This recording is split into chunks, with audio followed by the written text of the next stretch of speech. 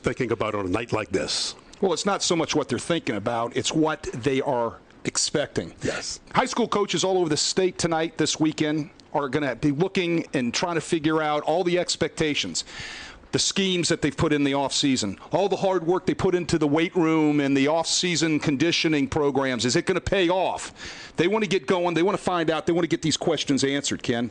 Now, the players, that's a different story. They're tired of the offseason practices. They're tired of the weight room. They're tired of beating up on each other in practice. They want to hit on somebody else for real.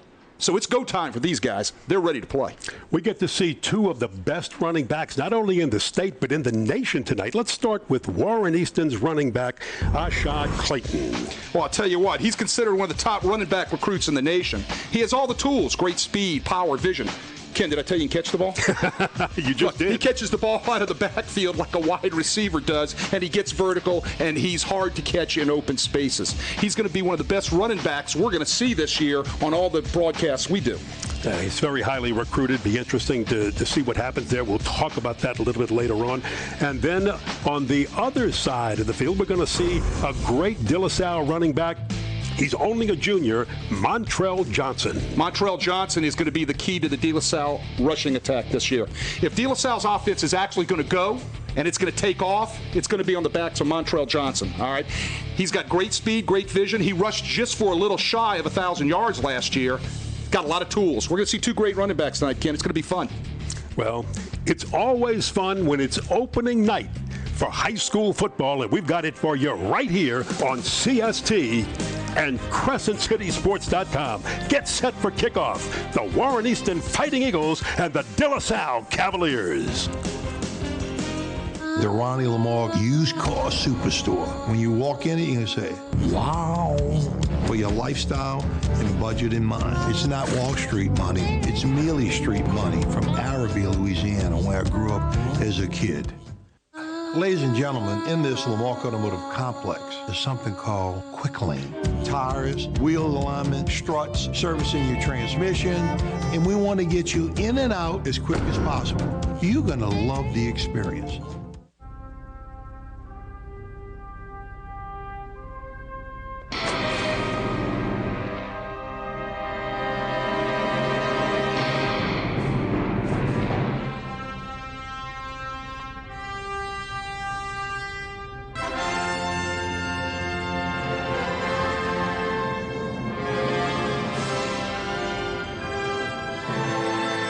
Louisiana Dental Center, your dental home team. High school football from Crescent City Sports on Cox Sports Television is brought to you by Lamarck Ford. See all the huge things happening at the big store in Kenner. By the All-State Sugar Bowl, sponsor of all LHSAA championship events. By NOLA Lending Group, your home field advantage. By Riverlands Insurance, meeting all your insurance needs. And by Louisiana Dental Center, your dental home team.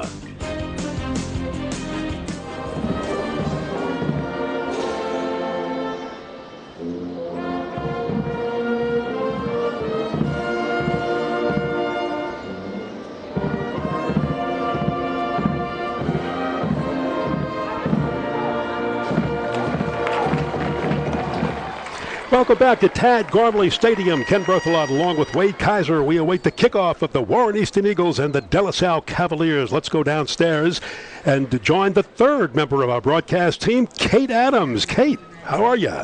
Well, thanks, Ken. I am very excited to be a part of this team. But look, both of these programs share a similar football history. It was in the early 1960s when both the Cavaliers and the Eagles were powerhouse programs here in the New Orleans Prep Division. But after struggling through obscurity for a few decades, it wasn't until about the mid-2000s when these programs were able to put themselves back on the map. Post-Katrina, Warren Easton hired coach Tony Hull, who is now a running backs coach at University of Kansas, and serving under him is now Warren Easton's head coach for the past 4 years, Jerry Phillips, who has been with the Eagles for the past 10 years. Eagles have made trips to the Dome in both 2014 and 2018 recently. And now for the De La Salle Cavaliers.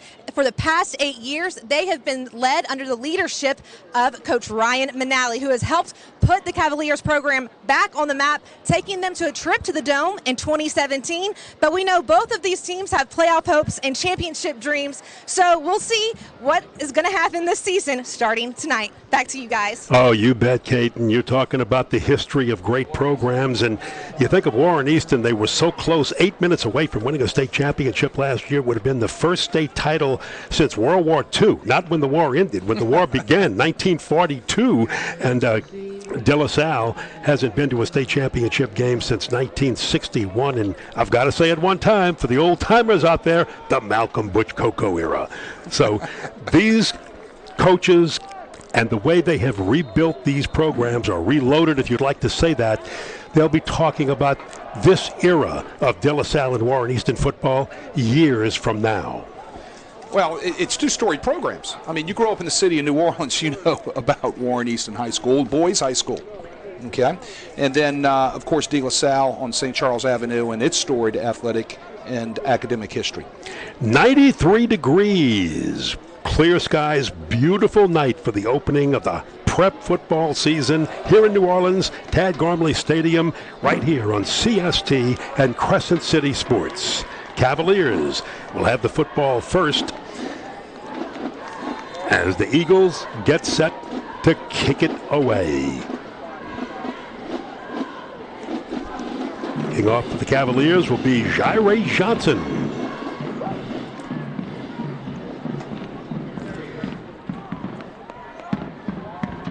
Little emphasis has been put on special teams, especially the kickoff team for Warren Easton.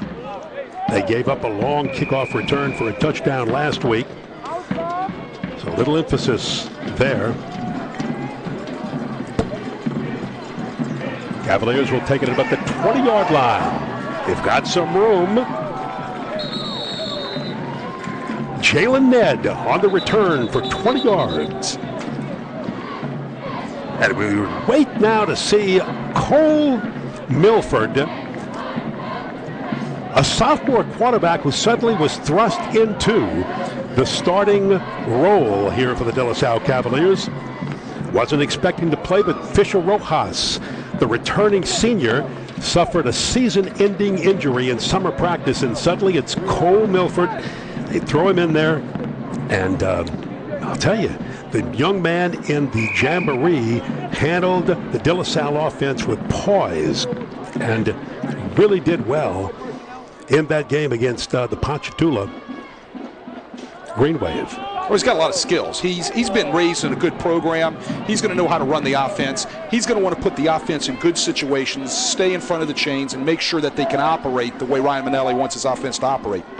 And you've got to show the poise and leadership confidence, like you said, and he does that. Not afraid to throw on first down, and they're going to complete the big one on first down. Wow, look at this. All the way, Rishon Porter with the catch. And he will take it 75 yards for the score as a confidence builder for the Cavalier offense. And Cole Milford, the young quarterback, right off the bat to his experienced senior receiver, Rishon Porter. Rishon Porter just runs a go route, gets behind the Easton secondary. You can see it's off a little play action. It draws the safety up. Porter jumps behind the safety right there. He's wide open. You can see it. The ball's laid out for him. He kind of actually had to hold up a little bit because it was underthrown. Catches the ball, beats the defender into the end zone. They go up big and quick on the first play of the game. I can't ask for that to be any better performed as the Cavaliers have the lead.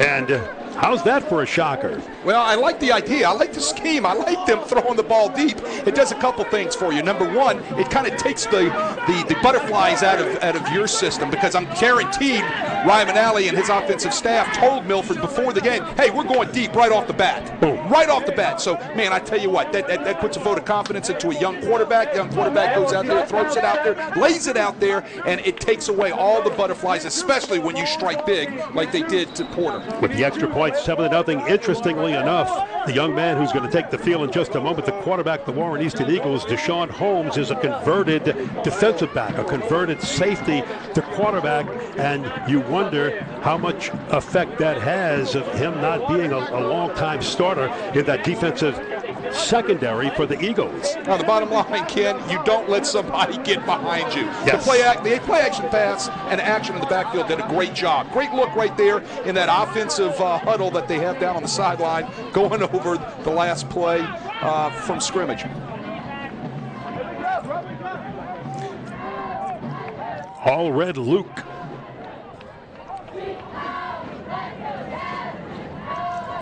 Is back deep. Along with Kobe Jones. It'll be a short kick, pop, and just dove far and caught. The old sky kick, Ken. They try to pop it up in the air, try to run coverage under it, see if somebody mishandles the ball and they can jump on it. What it does is it gives Warren Easton great position on the 42-yard line. What else it does is it takes the speed away from the Warren Easton returners. There's a lot of speed on this Warren Easton team. Deshaun Holmes, the quarterback, converted safety, and he took over that role because after Lance Lejean graduated and got that scholarship to the University of Maryland, Stephon Banford was supposed to be the quarterback, but he transferred to Bell Chase when his family moved, and boom, all of a sudden on first down, nothing up the middle as Ashad Clayton is going to get some runs. Let's take a look at the offensive starters for the Warren Easton Eagles. Well, you look at that Warren Easton offensive line, you see a guy, number 63, Cedric Van This Georgia commit is one of the top prospects in Louisiana, Ken. It all starts up front for this big guy and this team, opening up the holes for Easton's running game. Brought to you by Riverlands Insurance, the offensive starters. Here's your first. Oh, no, the fake handoff to Ashad Johnson, who didn't get that first carry.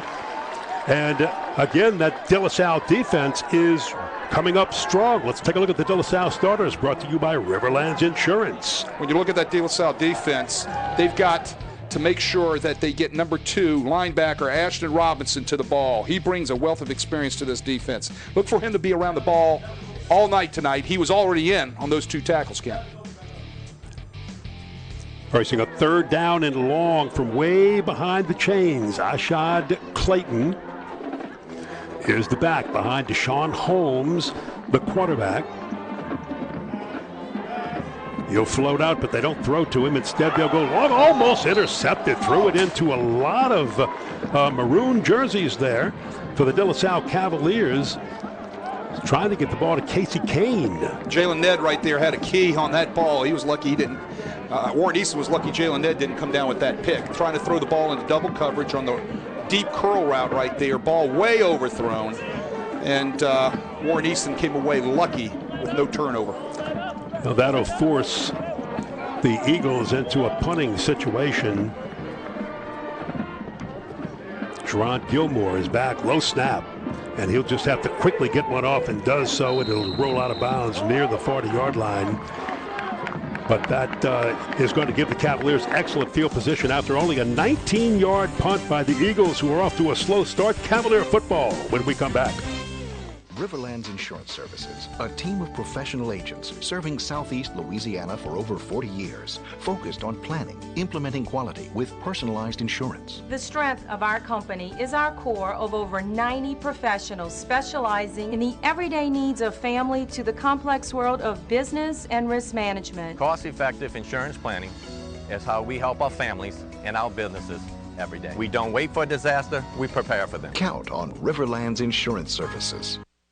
Around here, we like things local, very local. Get the home field advantage when buying or refinancing your home with the local mortgage lending experts. NOLA Lending Group, a division of Fidelity Bank. NOLA Lending, now the proud mortgage lender of your New Orleans Saints. For more than half a century, Gilsbar has offered services, solutions, and support for businesses and associations looking for happier constituents and healthier bottom lines. To learn more on how Gilsbar can help your business, visit gilsbar.com. We're back at Tad Gormley. The Dilla Salle Cavaliers, excellent field position after their defense forced a 3 and out by the Eagle. Very potent offense, but we did not see Ashad run that football. Clayton run the football. Bad snap, and Milford's just going to have to go back and fall on it. And big lost yardage and lost opportunity for the Cavaliers after that 15-yard loss. Let's take a look at the Dilla Salle offensive starters for you, brought to you by Riverlands Insurance. If you look at that group, Ken, number 65, and it's all about offensive linemen tonight. Offensive lineman Noah Devlin.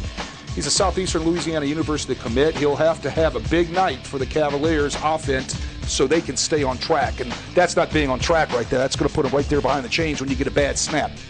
Second down and 24 is not where you want to be, and it allows the Eagles to load the box.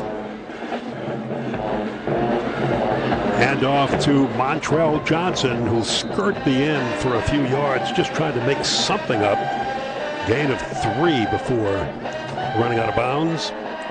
Let's take a look at the Warren Easton defense, because Noel Ellis, the defensive coordinator, always puts one together. And again, Jerry Phillips spends a lot of his time coaching this defense. Well, he does a great job because number 11 right there, Jariah Johnson, is one of the best linebackers in the city. The Warren Easton coaching staff is real high on this freshman. Believe it or not, he is a freshman. He won the job in the spring, and he continues to impress throughout the fall camp. And he is going to show you tonight he's playing beyond his years. Like you said, they believe in him as a freshman to let him call plays. He beat out a couple of seniors, and that says a lot about that young man. Dilla Salle gets some of the yardage back, and they'll do it with the pass to Jerron Gilmore, but it'll bring up 4th and long after just that 5-yard gain. I'll tell you what, you just saw that play right there. Warren Easton is in man coverage all over the field. They don't cover the back out of the backfield, but you want to know how fast these guys are? Jariah Johnson, who we just spoke about, flies from his Mike linebacker position, gets out there for only a 1-yard gain. That's how fast this Warren Easton defense is. They have speed on returns, which is why Dilla Salle likes that sky kick. They also have speed defensively. Flags are down on this as Kentrell Millette gets pretty good leg into it, and will get a favorable roll and hit one of the Warren Easton players. It's a fumble, and Dilla Salle may have it. Cavaliers may have it. You might probably hear the coaches yelling, but it did hit one of the Warren Easton, or it looked like it hit one of the players, but we have a flag down, so hold everything, because the flag was thrown way back near the line of scrimmage. Well, it's going to be interesting to see what this is going to do with the placement on the punt. But you're right, the ball did hit a white jersey. Our referee is Shelby Hampton. I think it's coming back, Ken. We got some procedure issues with Dilla Salle.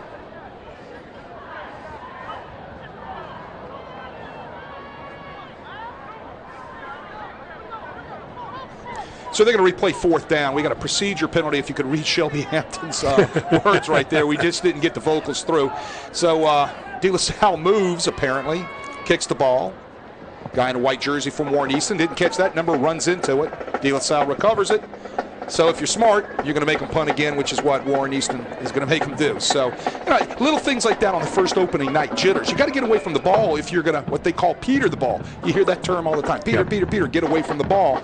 Somebody runs right into it for your team, and then you got, somebody jumps off sides on your punt team. These are little things that all got to get ironed out that drive coaches nuts. But what a golden opportunity squandered right there, because it would have been Dilla Salle ball near the red zone down there. No fair catch called for, and there's another hit and fumble. Helmet comes off, scramble for the football. Dilla Salle, a second opportunity, and this time they take advantage of it. Number 47 right there comes up with that ball after a big hit on the returner. Allred Luke, who was hit, didn't call. I thought he was going to call for the fair catch. He was surrounded, didn't call for the fair catch, got hit hard enough that his helmet was jarred off. And that fumble gives the Cavaliers the football and great opportunity. Well, take a look at it again. Here it is. Luke fumbles the ball, hit by 47. And here comes Elfram Scott coming in there to recover the ball for a big placement for Dilla Salle with great field position. Well, if you're Ryan Manali and you're coaching the Cavaliers, you could ask for nothing better to help your quarterback, an inexperienced sophomore, Cole Milford, get the confidence he needs. We're going to take a break and be back with this. Dilla Salle with the football in excellent field position at the Warren Easton 30 when we return.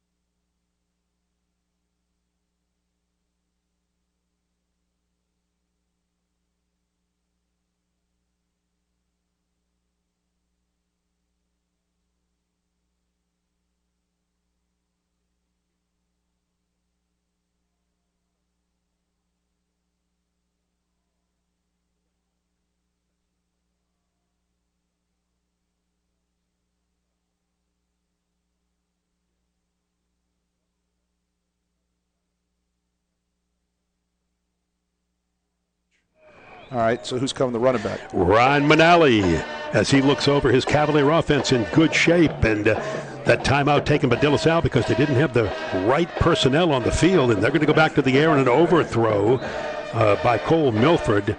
He was looking down there for Nick Tate. Nick Tate breaks his route off. I think there's a little communication issue. Milford was zinging and Tate was zagging. They weren't on the same page. Again, opening night jitters. Well, you go back to opening night jitters. You talked about that in the open, and Allred Luke is not the type of receiver who would normally drop a fumble drop a punt like that and fumble it. And again, that goes back to opening night. Exactly what you talked about. Strange things happen sometimes. Right. Game night lights on. First time they're zinging that punt up in the air to you. It looks a little bit smaller and quicker coming down to you than it does in practice. Oh, there's your play action. And has a man, somebody all over Gerard Gilmore. Good coverage, no flags. And well covered that time by James Aldridge. James Aldridge, lucky he didn't get a penalty right here. Dilla Salle coach is all out on the field looking for that defensive holding penalty. Aldridge is hanging all over the jersey of the Dilla Salle receiver. And he gets up and tells everybody, no way. I love it. Wow. Great looking kid right there, 5'8", 172-pound junior from the Easton Eagles. He's up third down, 10. And Milford nowhere to go. They've got him. Loss of 1. Running the draw. Milford has no place to go. They just don't get the blocks right there. They don't get that big Warren Easton defensive line drawn up the field to create a crease. Yeah, you were bringing up something earlier that the type of coverage, the type of man coverage that Warren Easton's using, they're kind of letting Montrell Johnson do what he wants, but the Cavaliers haven't sprung him yet out of the backfield. He's got good hands. He can catch. Both of our running backs tonight can catch real well. Dilla Salle in four down territory. 4 down territory. They'd rather go for it here, too far out for a field goal, and you're not flipping the field on a punt, so Milford will step into the pocket, throws to an open man, and it's just off his fingertips. My goodness, it was so close for Gerard Gilmore, but he couldn't hold it. Gerard Gilmore wide open on the square end. Easton gets out of the man coverage and goes to a too-high zone. Gilmore settles right in between the two safeties. A little bit too much zip on that ball by Cole Milford, and he gets overthrown. That would have been a huge pickup for the Cavaliers, obviously. Yeah, without question. Keep that drive alive. Now let's take a look at some keys to victory here, and our keys to victory are brought to you by Lamarck Ford. Well, I tell you what, I say that every time. Warren Easton Eagles, they're going to have to answer a bunch of questions. Question abound for the Eagles. Can the Easton team answer the bell? You know, they have to step up tonight and play at game speed, and kind of so far they've had a few miscues, and I don't know if they've actually gotten there. Well, Ashad Clayton gets the fake again, and it's a keeper by Deshaun Holmes, and he's not going to get much. Now, one of the things we're watching here is to see what happens with Ashad Clayton. Right. Dilla Salle's keys, I didn't get to finish those up. They're going to have to fly around to the ball tonight. We saw that in the very first series. They're going to have to be able to play great defense, fly around to the ball. Offensively, Cole must lead. That's the big thing he's going to have to do. He's going to have to be able to take all of the jitterness out tonight and settle down and hit those type of passes for first downs that we saw on that last series. And then a key for success for that Easton defense is minimize mistakes, which we've seen them already make a few tonight, especially on the first play of the game when the receiver got behind their man coverage and they got beat deep for 6. Well, that time All Red Luke made up for the fumble on the punt earlier by grabbing that big pass and moving the chains for a first down, the initial first down for the Warren Easton Eagles, and maybe they just need something like that to get them back on track. But we haven't seen a lot from Ashad Clayton. This is a hydration break. At the 6-minute mark, 5:58 to be exact, we'll take it and be back with the Warren Easton offense in just a moment. 42 years in a row. Ford F-150, #1 seller in America. What about in the USA? Let's see, what about in the world? Who sells more trucks than Ford? Nobody.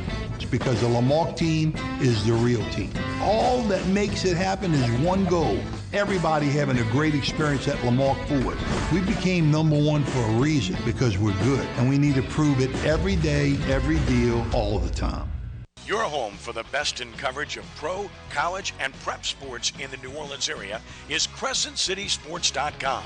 Whether it's news, opinions, live video webcasts of high school sports, or Louisiana's best prep football scoreboard, you can get it all at Crescent City Sports. The name may be new, but it's the same great coverage you've gotten for years from our team of New Orleans natives. Click it now and like us on social media at CrescentCitySports.com. Cavaliers fans and dance team and cheerleaders excited as their team leads 7-0.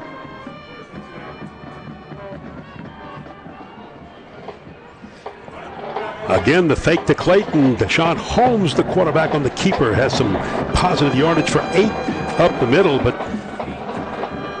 let's go downstairs to Kate Adams. Kate? Well, guys, Coach Manali telling his players during the break, look, you've got to communicate better, stay focused, and be locked in on the game, because right now you guys aren't doing that. So remember, stay focused and communicate with each other, and you'll see the results you want to. Back to you guys. Holmes to throw. Does. Complete. And a good grab by Casey Kane. Little stop right on the boundary to Casey Kane. Deshaun Holmes puts the ball right on the money. One-step drop, zings it out of there, and great throw and catch right there. Gets those chains moving. 6-yard gain and enough to move the chains, as Wade told you. We're waiting to see Ashad Clayton carry the football.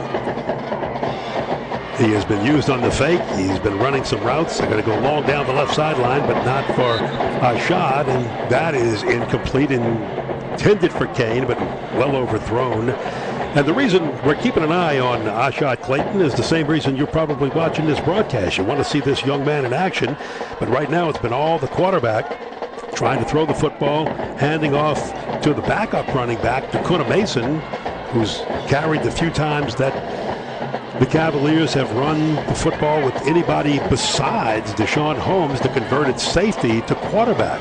They're trying to feel his way in. They're trying to get him used to game speed. He really hasn't had much game speed up to this point, obviously. Didn't play in the Jamboree, probably didn't play in the scrimmage. So they're trying to get him used to game speed little by little by allowing him to do the things that he would do without the ball. Right there, he runs the ball and gets banged up inside, so they're starting to turn up the pressure on him a little bit. Well, got 2 yards on his first carry of the ball game, and the big thing for Clayton is that he underwent the knee surgery, but it was a minor repair surgery just to clean things up. He said he had that knee injury almost all of last season, played on it, ran on it, hasn't affected his speed, hadn't affected anything, and he is ready to go. Oh, over the middle, had a wide open All Red Luke. Ball a little bit too high, a little too wide. All Red Luke runs underneath the zone, under the free safety with the square end. Deshaun Holmes just overthrew him. Take a great look at the replay right here. Great protection by that offensive line. Wide open, little too high, little too wide. he catches that, he's off to the races. It would have been 6 for Easton. Remember, Eagle fans are used to Lance Lejean being back there, and they were expecting Stephen Banford, who was a backup quarterback to Lejean all last year, and his family moved to the West Bank. He transferred over to Belle Chase, and suddenly there was nothing but a couple of freshman quarterbacks. And with that, we have timeout Warren Easton. They're going to talk about this on 4th down. But Banford, again, once he transfers, you've got 2 freshman quarterbacks. Jerry Phillips had to take a safety and move him over to quarterback. Well, a lot of times you find your best athlete on the team can probably still throw the football pretty darn well. But what he can do is he can line up back there and run the type of offense you want, which is a lot of read options and things of that nature, RPOs, and teach him what to do. And that's what they've done with Deshaun Holmes. Getting back to Clayton, we haven't seen him running a lot yet, but let's don't fool ourselves. This kid is going to have a great senior year, all right? They're going to ease him into what he has to do. They're going to make sure that the knee's okay, and he is going to have a great senior year, and he will be highly recruited, and is highly recruited right now. Look at the size of this guy, big number 79. I love these big offensive linemen. Big Nasir Wilson, big left guard for the Eagles, coming out there to do a little punt protection. Shirey Johnson to punt it. Fair catch called for by the Cavaliers, and they'll have the football.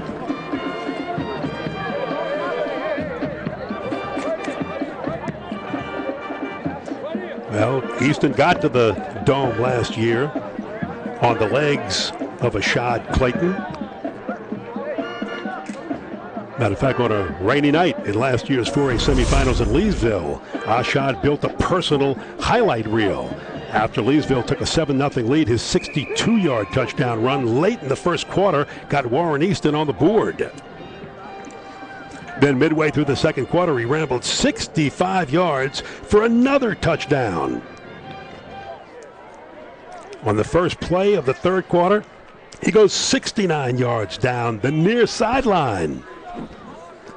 Clayton finished with 254 yards on 14 carries as Easton rolled past Leesville 54-14 to reach the 4A title game. See, Ken, that 3-yard gain there. Right, that highlight clip right there of him last year is exactly what he can do. So everybody wants to see instant takeoff tonight by Ashad Clayton. Give him some time. He's going to work his way in there. He's going to get the little kinks worked out. Jerry Phillips knows what he's doing. You're going to see some of those same types of runs throughout the year this year for the Eagles. I guarantee it. No, absolutely. Second down. Toss. And that's a catch, but not for much. Just fighting hard to get back to the line, and that catch is by Patrick Martin, P.J. Martin. Easton jumps into zone right there. They're starting to mix their coverages up now. They have the back covered out of the backfield by the corner. They run the flat route into the backfield by Martin. He runs right into the corner. They were expecting man coverage. They run a man route. They got zone. Third down for the Cavaliers. 8 to go to move the chains. Milford, can he break loose? He cannot. Reaches the ball out dangerously. Trying to get an extra yard out to the 11-yard line. But it'll... Easton goes back to man again. They run the back out of the backfield up the boundary. Kenny Martin is running untouched up the boundary on the wheel route. You can see it right here on the left-hand side of our screen. No, you really can't see it. And Milford can't find him. See him coming out of your backfield right there? There's not a white jersey around him. He tosses the ball out here to 25. He's still running next year. Well, you called it last series. You were waiting to see that happen. Well, it's a guessing game. You've got to try to figure out what they're going to line up in and how they're going to play in the secondary. Contrell Millette punting from 5 yards deep in his end zone. All red Luke. But again, with some of that Warren Easton speed. Waits for it at the 40. High snap, big rush. Just got it off. And all red Luke called for the fair catch this time and makes it at the 42-yard line, a 30-yard punt. Well, Warren Easton flips the field on him. It's great field position right there. Somebody needs to teach the Dilla Salle punter how to fall down when they roll on his foot. He's got to learn how to do a little acting.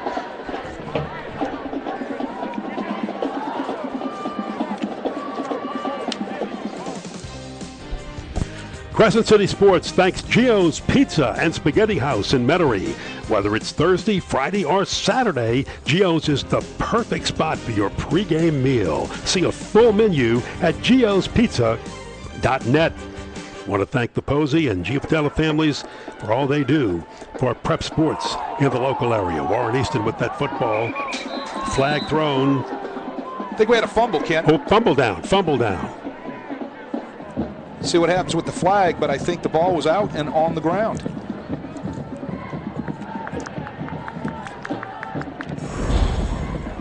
Let's see here. They picked up the flag. Off the RPO or the zone read. Colt. Yeah, there it is right there. Ball's out. Deshaun Holmes drops the ball, covers it back up. Let's see if he recovers his own fumble. Ball is out right there. Ball's bouncing around. No, big offensive lineman, number 74, Raymond Williams, falls on the ball. Well, Holmes drops back. No rush. Got a lot of time to toss it. He's going to throw it long into the end zone. Almost caught. My goodness, intended for Casey Kane. Well covered by Deontay LeBranch. Deontay LeBranch does a nice job keeping contact with the vertical route right there. The only thing he needed to do is he needed to get his head around. If he would have made contact just a tad bit early, flags would have been out because he didn't get his head around. See that right there? Needed to get that head around in order to be able to make sure he would avoid the flag. But he didn't make contact, Ken, so that's the reason why they didn't throw the flag. And he might have seen the football and been able to pick it off in the end zone, which would have given Dilla Salle a break. Right. Well, he didn't see that football coming. He just put a hand up based on what he saw the receiver do. Correct. Federation rules, you got to have the head around in order if you're making contact with an opponent during a pass play, so you don't get that flag thrown. I've argued that thousands of times. Timeout, Warren Easton. And with that, I'll tell you, as we watch Ashad Clayton, and again, if you may have seen his name in the papers as Ashad Johnson, he is going through a process to legally change his name from Clayton to Johnson. Some paperwork has to be filled out. Some legal procedures have to go through. That is in process. So right now at Warren Easton, he is still Ashad Clayton. That's how we are identifying him on this broadcast. But probably within a couple of weeks, he's going to be Ashad Johnson. It really doesn't matter what you call him. But if you're a recruiter and if you don't call him quick, he's going to be gone. And if you're trying to cover him and he gets his wind and gets going, gets back to game speed, he's going to be gone. I guarantee he's already been called and he's already been offered. All right. Yes, he's waiting for that big one though, Ken. You know the one he's waiting on. He's just waiting to get that one from up there in Baton Rouge. Well, he's waiting for either Baton Rouge or the one in Athens, Georgia. He's got those two guys very, very high on the list. Keeper by Holmes. Straight ahead. We'll pick up 5 in a crowd. Great tackle right there by Jamarian Peterson, 6'2", 210 junior linebacker for the Cavaliers. Stays right in there, and he reads the zone read perfectly. Tackles the quarterback right when he ducks up into the hole and gets a great tackle.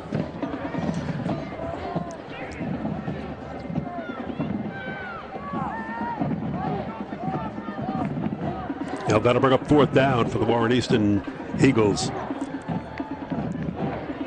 They'll have to punt this away to the dangerous Jerron Gilmore. And he calls for a fair catch inside the 10-yard line. Cavaliers will have it there. Dilla Salle hanging on to a 7-0 lead over Warren Easton.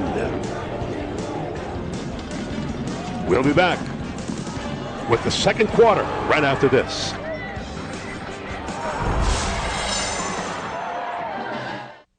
Tell me about it. The kids need braces, I need a root canal, and Dad's old dentures are broken. That means 3 dental appointments all across town. Bobby Abear? Mom, you need to call Louisiana Dental Center. They see kids and adults and have specialists at every location. They even have Friday and Saturday appointments. That's great. I'll call him now. But who's going to do the dishes? Yeah, I know, me and my big mouth.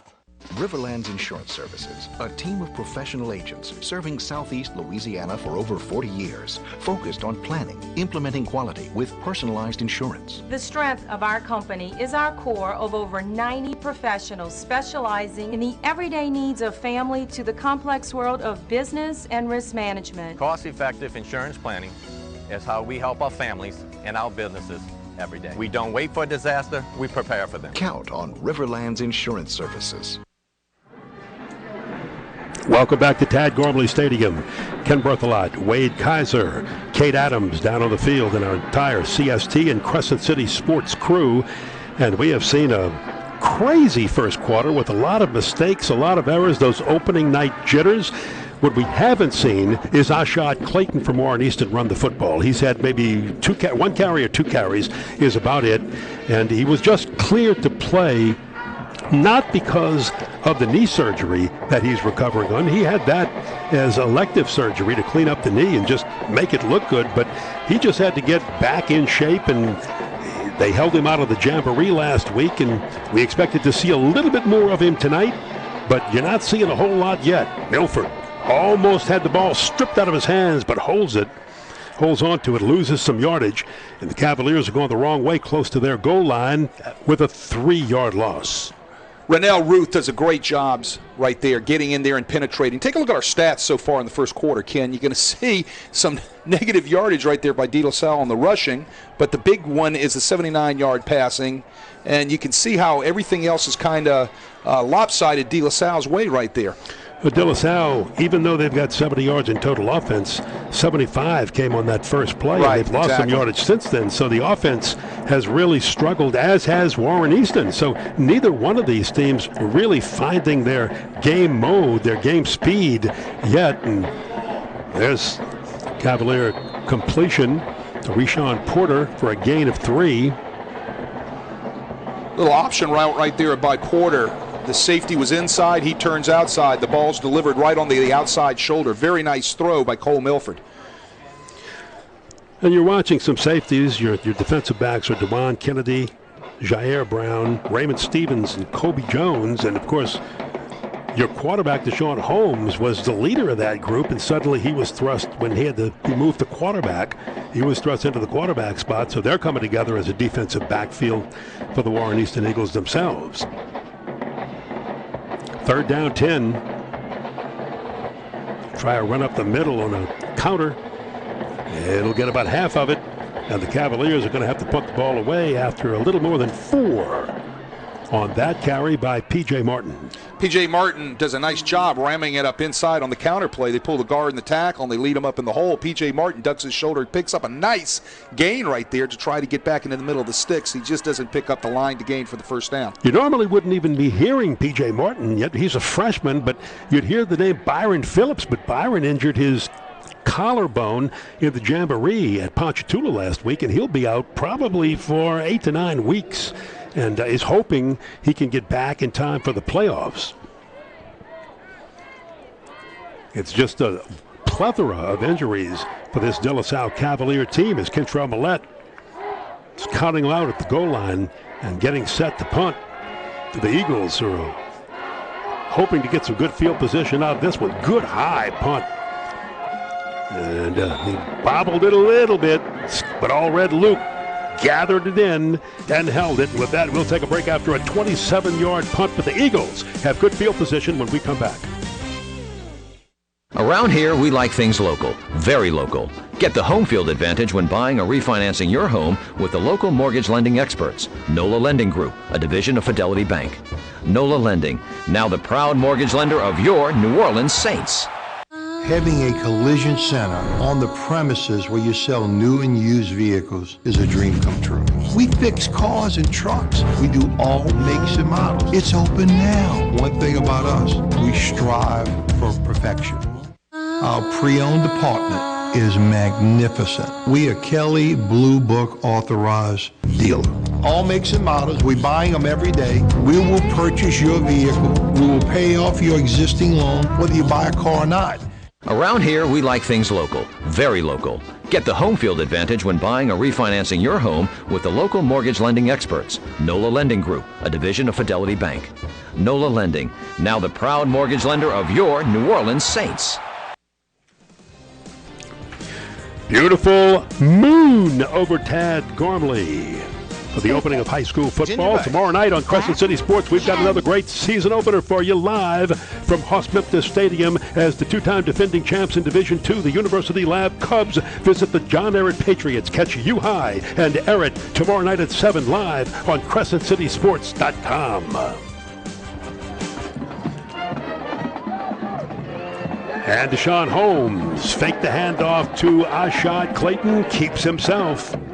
Here's another thought about Ashad Clayton. If you want to bring it this far, Warren Easton has an open date next week. They're not playing anybody.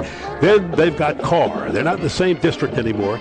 But you know what? It's still a big rival game, Warren Easton and Carr. So as long as you're hanging in here, if you don't show too much and you can be kind of vanilla, do you think this early in the game you do not want to?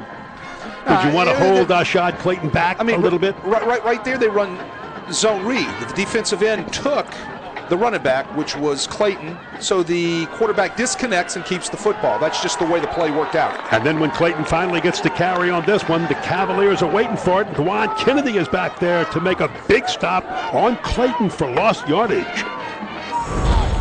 Here's a good look at it right here. Here comes the read sweep. Here comes, I believe that was Milford, one of the twins, one of the Milford twins, Jude Milford, sophomore linebacker, 5'9", 175, makes the play in the backfield on a great wrap-up of Clayton. One of the Milford twins, his twin brother, is the quarterback of the Cavaliers. Had a little false start, I think, by the Eagles right there. Number 74, if I'm not mistaken, Raymond Williams, the big senior offensive tackle, got a little antsy and moved a little too soon. Well, among the changes and new starters they have on this Warren Easton line, the entire right side, the right guard and the right tackle, Tejan Barrow and Raymond Williams, are new. They graduated those two guys and their left tackle off that line. But the guy who anchors it is still big Cedric Van Pran, and we haven't had a chance to talk about him. And we've got to spend a little bit of time explaining how valuable he is and what he does on that offensive line for the Eagles, as that's a catch by Alfred Luke, rather. Wide receiver screen, they're trying to get the ball out here, but the ball was real low. And the ball might have even touched the ground before Allred could get his hands underneath it. It's going to bring up fourth down. But if you look at this, and you look at Warren Easton right there, they're fighting staying in front of the chains. They're getting a positive play, then a couple of negative plays, a couple of incompletes, a penalty here, penalty there, and it brings up huge down and distances behind the chains. Jaire Johnson has it blown. Hold on. The officials, I think, blew this play dead. Took a knee, yes. If the snap was bad, he had to go down low. His knee touches the ground. Yep, High school football, the ball's dead right there where the knee touches the ground. So that's what they did. They blew it down right there at the 36-yard line. Let's see what happens. Bad snap, knee down. Yep, he's down right there. Right there. So just another one of those early mistakes. Gets up, punts it, but at that time the play was already blown dead, and the Dilla Salle Cavaliers have excellent field position. Cole Milford getting a good look at him. He'll hand it off, and this is Patrick Martin again, and Martin. Patrick Martin runs hard. Love how he ducks his shoulders right there, gets his shoulder pad level down, keeps his eyes up. He's looking for that cut. Got 5. Seen a lot of Patrick Martin, more than we expected, and a lot less of Montrell Johnson. And I'm just wondering if Montrell, why are we not seeing as much of Montrell Johnson right now? Well, he could be feeling the heat. We don't know from that standpoint. But I tell you what, I like the way P.J. Martin runs. We got a man down right there, number 83. That is Lamaj Kendrick, senior tight end or H-back. Top 10 Louisiana recruits right there, Kim. Take a look at them. We're going to see a bunch of those guys this year. sitting right there at number 3. We're seeing him tonight. Georgia commit. He's the center for the Warren Easton Eagles, and right behind him is that great running back, Ashad Clayton. He's got that little dash. I don't recognize that school. Undecided, but he's taking a trip to Georgia in the next couple of weeks. Well, here's the fake, and a keep run up the middle. Cavaliers just, again, trying to get something going. Got some positive yards. Well, they're picking up the tempo now, if you've noticed. They're going no huddle. They're getting their call in quicker from the boundary. Trying to wear out the guys in white. Well, they've got the opportunity.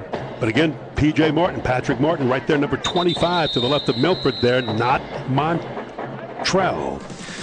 So with that, we'll have the water break, the hydration break. And Ryan Manali says, come on over, let's talk about it. Back in a moment.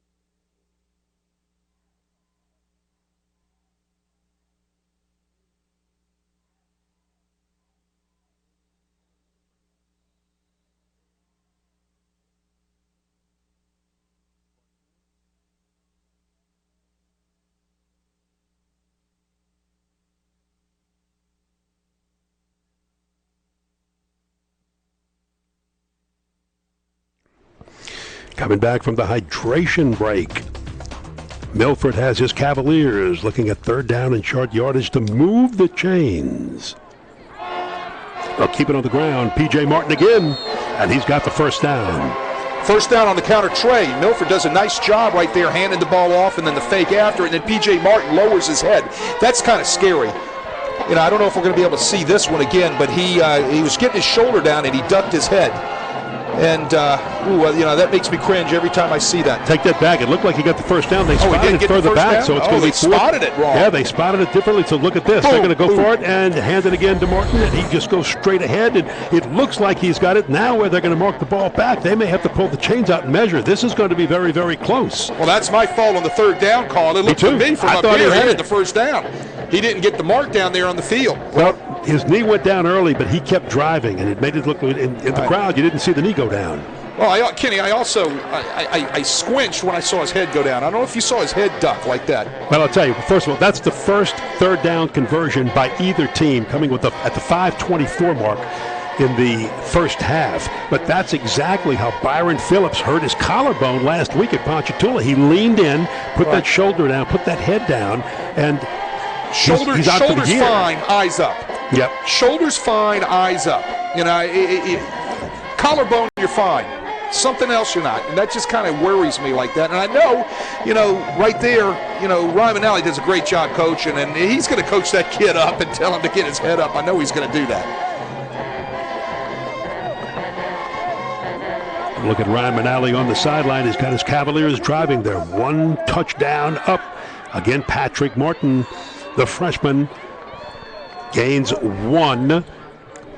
And here is tonight's Alumni Spotlight, looking back on the great players in these programs' histories, brought to you by the NOLA Lending Group. How about Steve Van Buren going way back? Isn't that your era? Leather helmets? My Philadelphia Eagles, 1944-51, inducting into the Pro Football Hall of Fame. And how about Errol Linden for the Cavaliers? 10 seasons with 4 NFL teams, including the New Orleans Saints, named to Ron Bricata's all-time Catholic League team. Errol Linden also used to coach at Dilla Salle. Yes, he did. Milford on the keeper. Not going to get much more. 2 plays, couple of yards, and it's third down 8 for the Cavaliers after 2 gains of 1. I think that was a design quarterback run right there. There was really no read.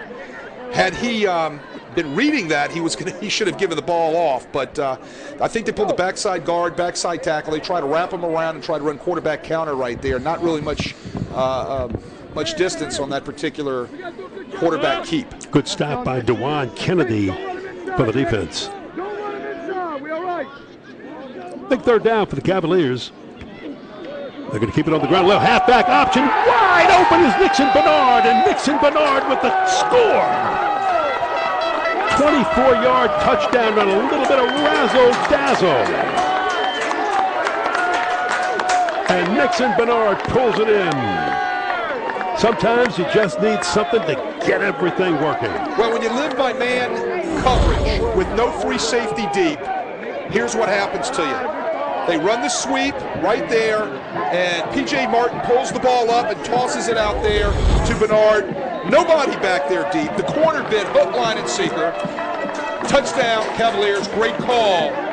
Extra point is good. Let's take another look at a little razzle-dazzle trick play as P.J. Martin tosses it right there to Nixon Bernard, and he'll take it to the house. Toothache. Gingivitis. Plaque. Cavity. Tartar. Tooth decay. Gum disease. Abscess tooth. What's that? A feeling. Not a frown. A bridge? You mean I need a root canal? Come on, man. The only thing worse than hearing those words is hearing that your dentist can't see you right away. Call Louisiana Dental Center. We'll see you today.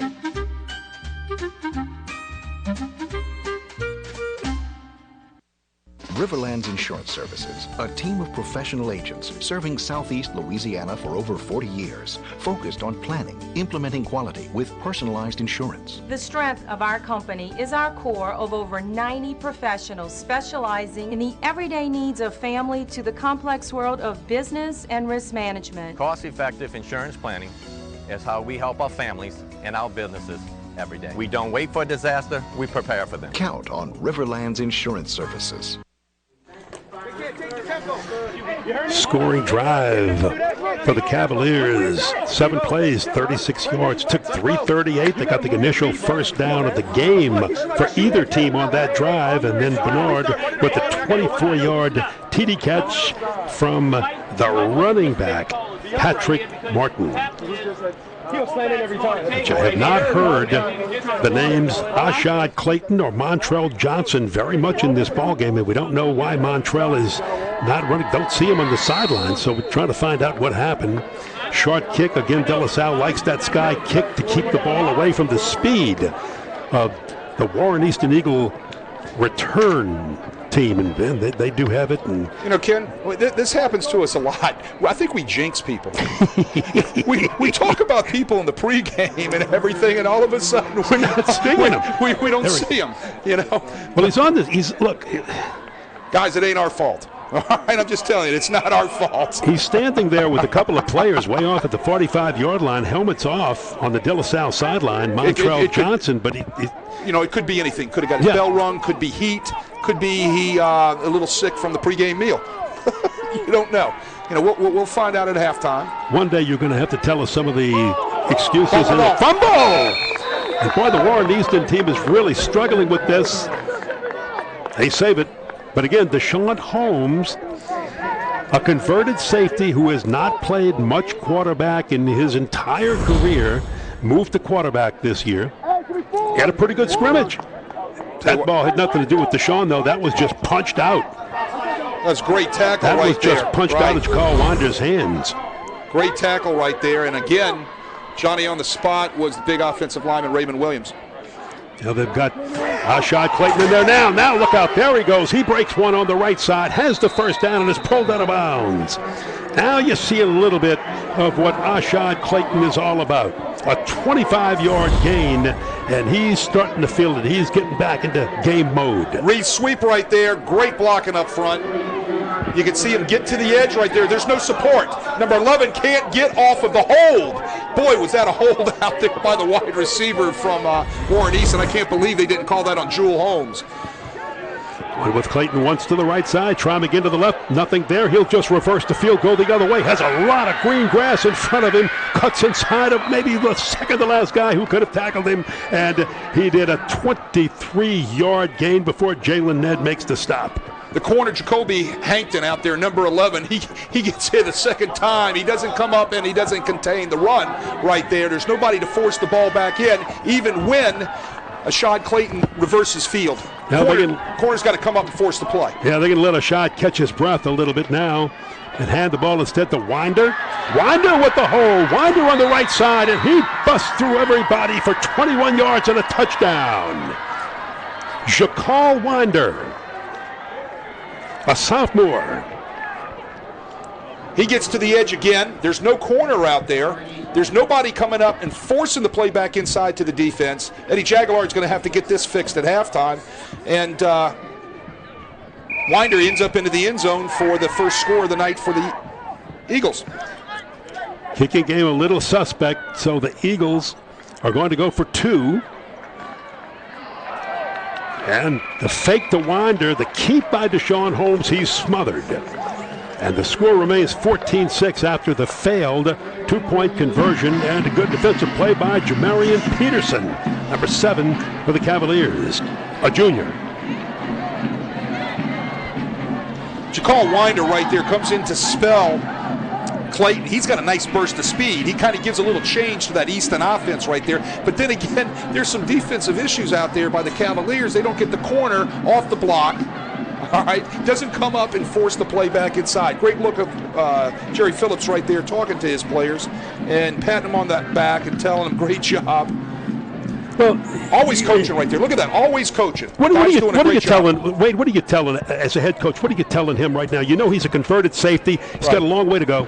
Well, you tell them just hang in there, keep making the right reads on things like your read sweeps and your RPOs and your zone reads, and they're coaching all the time. Jerry Phillips, a great player at Tulane, Edna Carr, and then, boy, you just get to see Jerry Phillips when he was at the Green Wave. He's part of that 12-0 team in 1998. Let me tell you, when he filled the hole from his linebacker spot, you went the other way. You didn't go at him head on because he was going to come at you and hurt you. That was a great football team. That was a great defense, and he was one of the leaders on that defense that year. Yeah, one of the hardest hitters there. Noel Ellis, also a member of that team, his defensive coordinator. And big Noel over there to the left. Still in the top 10 in school history. Linebacker from 97 to 2000, has that undefeated 98 ring. Very special time in his life and his career. Jerry Phillips, guy to the left, Noel Ellis, his defensive coordinator, also on that team as a nose tackle. They played at Edna Carr along with the offensive coordinator for the Warren Easton Eagles, Benton. Nobody knows you when you call him Benton. Munchie Lego.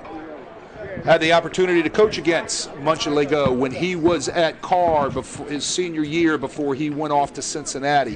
What an outstanding player he was. You won't see him on the sideline there with Jerry Phillips. He's coaching out of the press box tonight because he hurt his MCL and he can't stand down there.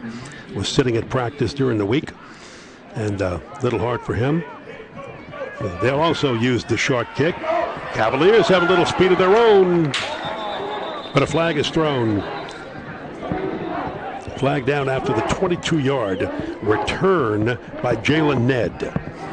Jalen Ned's got a nice burst of speed for the Cavaliers. 6'1", 180-pound junior defensive back. Kind of does everything. He returns their punts, returns their kickoffs.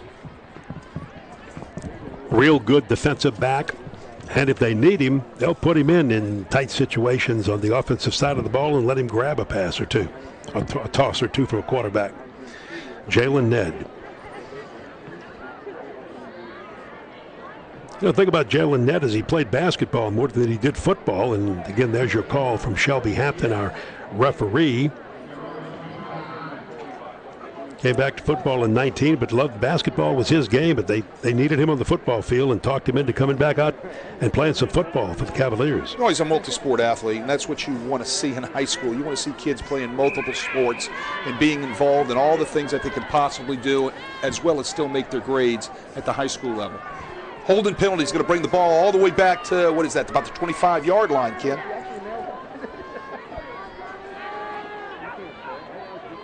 First and 10. Getting down to the final 2 minutes of the first half. Cavaliers will keep it on the ground. They've got the lead right now, and They'd like to control the clock, and they'll do so with Patrick Martin running.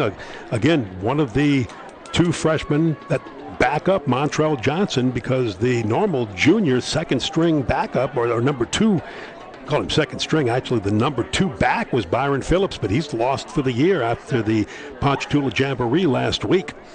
So now you see number 25 to the right, Patrick Martin, in there as a freshman. Well, he's growing up fast tonight. He's going to get a lot of reps, a lot of touches tonight.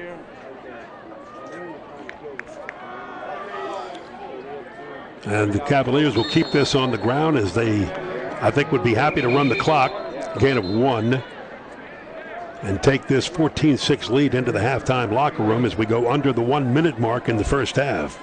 Dilla Salle's got to see something on the left side of that Warren Easton defensive line. They keep pounding the counter to that side. They're getting the kick out, the wrap around by the tackle. The guard's pulling, getting the kick out, and they're wrapping the tackle around. So you've got to see something personnel-wise, something happening over on that side that's giving them a clue to where to attack in their running game. Well, they're going after Patrick McCoy and Rennell Ruth and Sidney Humble. It makes up most of that side of the line. Timeout called by the Cavaliers with 21 seconds in the first half. Well, you know, we've been talking about looking at Montrell Johnson tonight, the running back from Dilla Salle. We haven't seen him since the first series. And, you know, it's like I told you, it could be 100 different things until we find out what exactly happened. We're always in speculation. But this is a great opportunity for a young guy like P.J. Martin to be able to get a ton of reps. And if he is called on for the rest of the season, this is going to be a huge growing up experience for him. And just to the left of that huddle is Montrell Johnson standing on the sideline talking to some players. But to remind you that tonight's game is presented by Ye Olde College Inn and Rockin' Bowl. College Inn, a true New Orleans farm-to-table restaurant.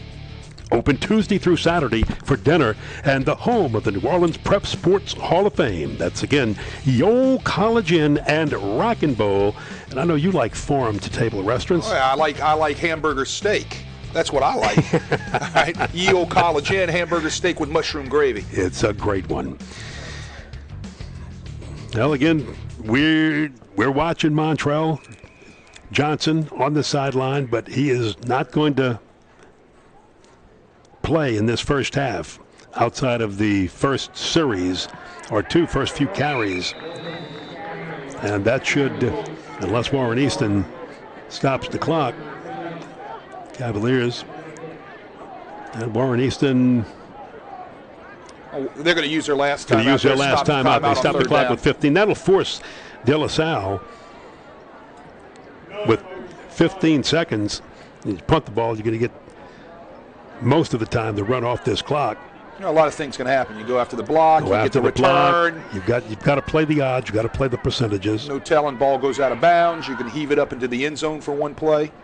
I mean, a lot of things can take place. So the right thing to do is call the timeout. Try to take that one shot. You never know. Good look right there at Manali and his staff talking to their players on what to expect and what they've got to do right here on this punt. What they need to be talking about also is Warren Easton's punt block, making sure that they protect the punt and they get the ball out. And then they cover the thing. And going back to that Montrell Johnson comment, he has only carried the ball 2 times on the first series. Good look at Jerry Phillips right there. They need something the Warren Easton Eagles do to happen on this punt rush. Pressure's on Kentrell Millette, the Cavalier punter. Let's see if Jerry Phillips is everybody on the line with their ears pinned back, ready to come. Do they take that chance?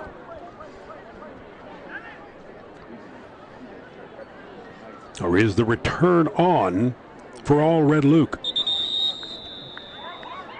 All Red Luke stands at the 40-yard line. Take a delay of game. Yep. It's okay. I don't criticize anything from the standpoint of decisions. You got to punt the ball, get out of there. You don't give up 5 yards. 5 yards could be the difference in this end of the field on a return. Don't know. I think you don't take the delay of game here. Well, the weakest I think point of the Warren Easton attack is they don't have much of a kicking game as far as place kickers go. And their range is not very far. And they're going to get a bounce. Flag comes in. Flag is thrown. Clock's ticking down. Nobody's downed it yet. The official blows it dead with 3 seconds to play in the half.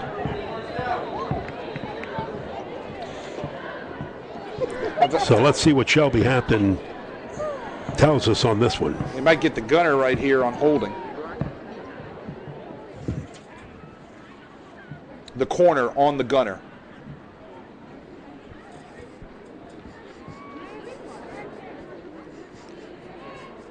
Good look right there at the Dilla Salle staff. You see Eddie Jacquelard, their coordinator, right there.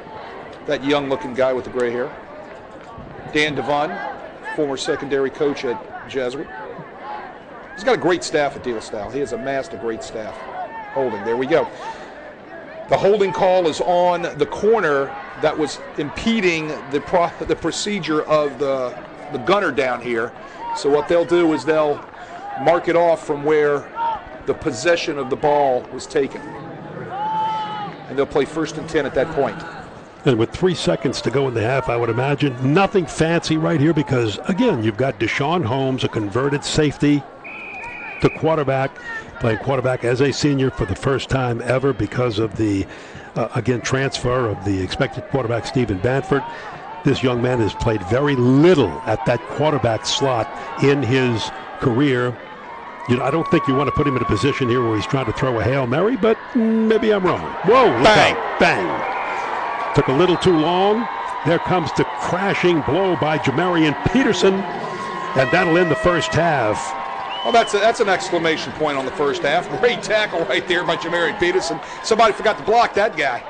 He comes flying through there, all 6'2", 210 pounds, and hits the quarterback, Holmes, right in the teeth, and that brings us to halftime.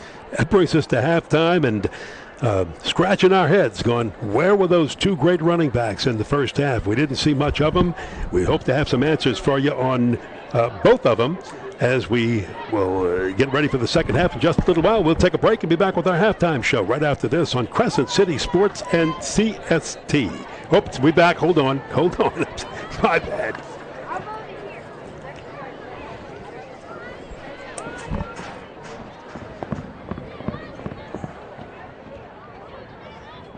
We're going to be going downstairs first before we take the break to Kate Adams with Ryan Manali as his Cavaliers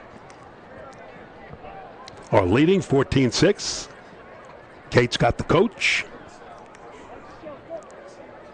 And we'll go downstairs now. Kate Adams. Coach Manali, your Cavaliers are already off to a pretty good start for this 2019 regular season. First, starting off with a 75-yard touchdown on the first play from scrimmage, then a trick play with about 3 minutes left to go. What do you have to say about your offense so far?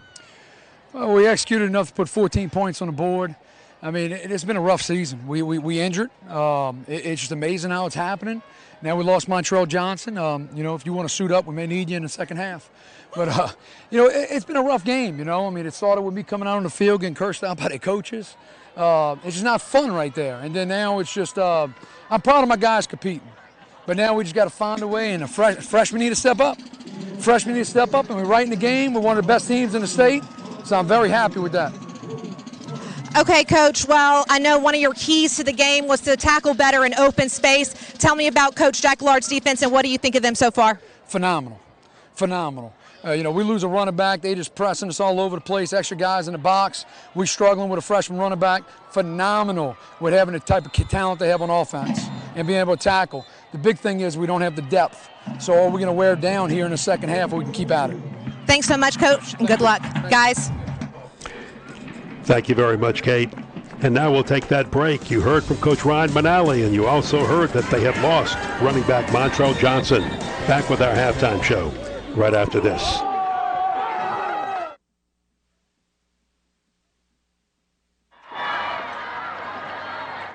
Lamarck Lincoln is now open at 3101 Williams Boulevard. It's state-of-the-art. You're gonna love walking into the Lincoln store. 8 years here in New Orleans, you couldn't even buy one? LL, Lamarck Lincoln is back.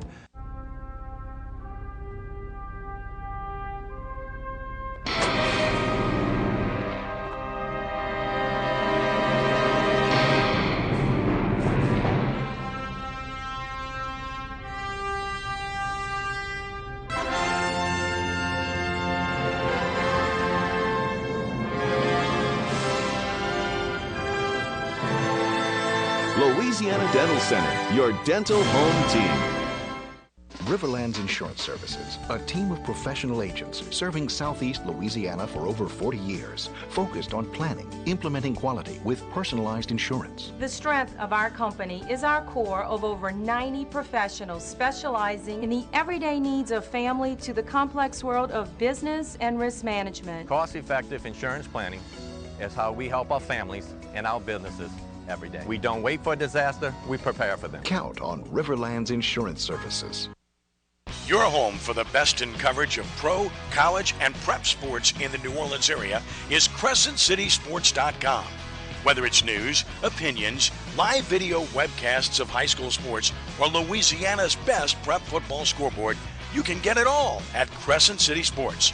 The name may be new, but it's the same great coverage you've gotten for years from our team of New Orleans natives. Click it now and like us on social media at CrescentCitySports.com. Lamarck Lincoln is now open at 3101 Williams Boulevard. It's state of the art. You're gonna love walking into the Lincoln store. 8 years here in New Orleans, you couldn't even buy one? Lamarck Lincoln is back.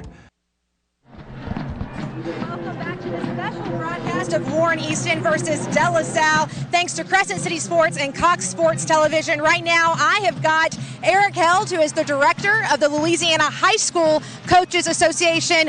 Director Held, tell me a little bit about your position and what you do for the LHSAA. Thanks, Kate. Well, coming on full-time June 1st as the director of the Louisiana High School Coaches Association, representing coaches, being an advocate for them, handling coaches' cards right now, which is a big part of my position, as well as organizing and getting the coaches convention, which will be back in 2020, back in Baton Rouge at the Crown Plaza.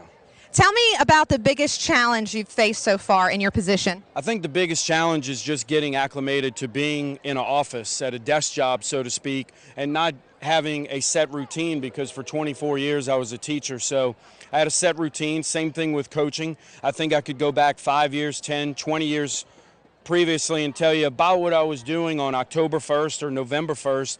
Now everything, when you come to the office, you may have a set list of goals you want to accomplish that day, and life throws you a curveball in the office, which is great. So the routine is not there. It's not specific. It's not carved in stone, which is really good. Every day brings something new to us. Well, something you were probably used to as a coach is the heat and being out in it a lot. I think we clocked the heat at about 102 heat index when we got here today. Kind of talk about some of the procedures that the LHSAA has in place for this Louisiana heat. Sure, like you said, it was 91 at kickoff, 102 heat index, and of course, you know, the Louisiana humidity. From a coach's standpoint, just like Coach Phillips for Warren Easton, Coach Manali for Dilla Salle, I think they were with a Thursday night game, starting to talk about hydrating and proper nutrition going back to Monday. It's more than just the night before or the day. Drink a lot of water, get some salt, get some sodium in your system. It goes back 48 hours plus. So I know they were preaching. We haven't seen anyone cramp that I've seen yet, which is a testament to the coaches and then their players taking coaching. But one thing that we do from a LHSA standpoint with our officials, and also from the NFHS, which mandates that during the month of September, there's an official timeout at the 6-minute mark of each quarter. So you'll see an offense, one thing as a coach you didn't like, especially from an offensive standpoint, you get a momentum, you get a drive going, and you feel good about yourself, and then the officials call the heat timeout, heat and humidity timeout at the 6-minute mark. And it's precaution. Heat acclimatization is such a buzzword around the nation right now. And that's something that as coaches you really have to preach and do it from protecting your athletes from a standpoint of keeping them healthy and keeping them going the month of September. Well, keeping good health is definitely very important. I know down here on the field we're very hot, could probably use a quick water break ourselves. So with that being said, let's take a quick commercial break and we will be right back.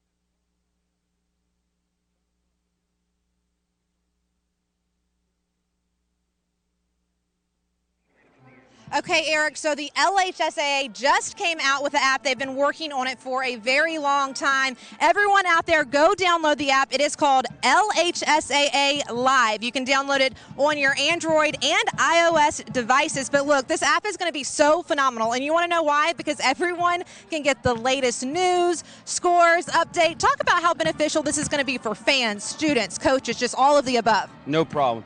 Hats off to you, Bert Ballinger, Vincent Cassiopo in the office, the marketing crew at our staff for out front media, and yourself for doing such a great job getting the app up and running and making it live. It's going to be such a great resource for coaches, fans, to get the latest LHSA news, to get scores, Thursday night, Friday night, Saturday night scores from the LHSA. Keep up to date on all the goings on with the LHSAA. So one of the cool things right now about our app is that we're actually doing a giveaway. We've already given away 2 LSU tickets. We did it to last weekend's game. The next pair of tickets we're going to give away, it's going to be to Northwestern State's game at LSU. How fun is that? And do you want to be a winner? Absolutely. Everybody wants to be a winner. Coach Jackson from Tara High School was the first winner, the athletic director and head volleyball coach at Tara High School in Baton Rouge. Enjoyed his seats, enjoyed his experience at the LSU game.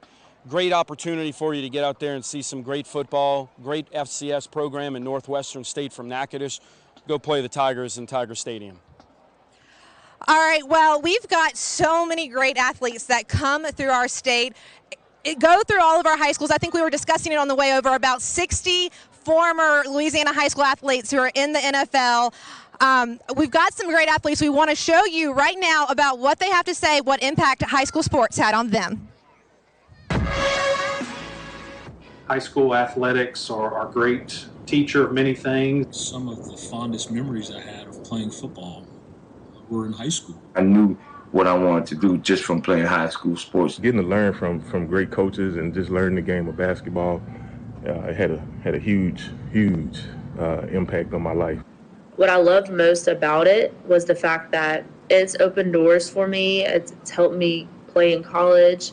It's opened doors for me in the sense that I'm now coaching my former high school. I think it definitely prepares you for future in sports, whether it's an amateur or professional level. It's the life lessons that you learn, and going back to the great memories that I had playing with some of my really good friends back in high school. It was where I met all my friends. Where it taught me a lot of life lessons, being coached by many different coaches, and just how to be a competitor. The opportunity to travel all over the country, playing for both Vanderbilt and LSU. For us at Catholic High School, going to Mass on Fridays, wearing a tie to school, eating at Piccadilly. It was a great learning opportunity for me that not everything comes easy, and you have to work for it. And if you work for it, generally you'll get results. I definitely don't think I would be who I am today if it weren't for high school athletics. Okay, so how phenomenal is it that we've got all these great athletes willing to speak on behalf of the LHSA, but just the talent that comes through this state. I mean, a lot of athletes start their foundation in high school athletics and then go on to do so many great things. Just speak a little bit on that. No question. Like I said, or you mentioned on the ride here, 60 NFL players from the state of Louisiana played high school football here in our state. It speaks to the talent. It speaks to the amount of great coaching that they have in our state as well. And that ranks 6th in the country as far as states with the number of NFL players on rosters right now. Per capita, we all know this, Louisiana is first per capita number of players in the NFL. Well, look, right now the LHSA Student Athlete Advisory Committee is currently surveying current student athletes. Now, how big of it is for these current student athletes to watch what these other former athletes had to say, and how important is it for them to take this survey? Great. You have LSU greats like Kevin Falk, who you get to see, who's on the staff at LSU, and then you get to see a little more recent player like Devin White, who's a member of the Tampa Bay Buccaneers and a first-round draft pick. And for the athletes to see those great role models, not only on the field, but off the field, that get to speak about the competition of playing in Louisiana, to playing at a high level in our state, and to see what our state puts out there at the professional level. Look, I totally agree. So right now, I'm going to encourage you, if you are a current LHSAA student athlete, go to our LHSAA Facebook page. There's a video on there. Watch it. It's got some of those former athletes you just watched just now, and then take the survey, because this is the chance for our student athletes to have a voice and say what their opinion is on the LHSA and the future of the LHSA. With that, we need to take a quick break, but we will be right back after these messages.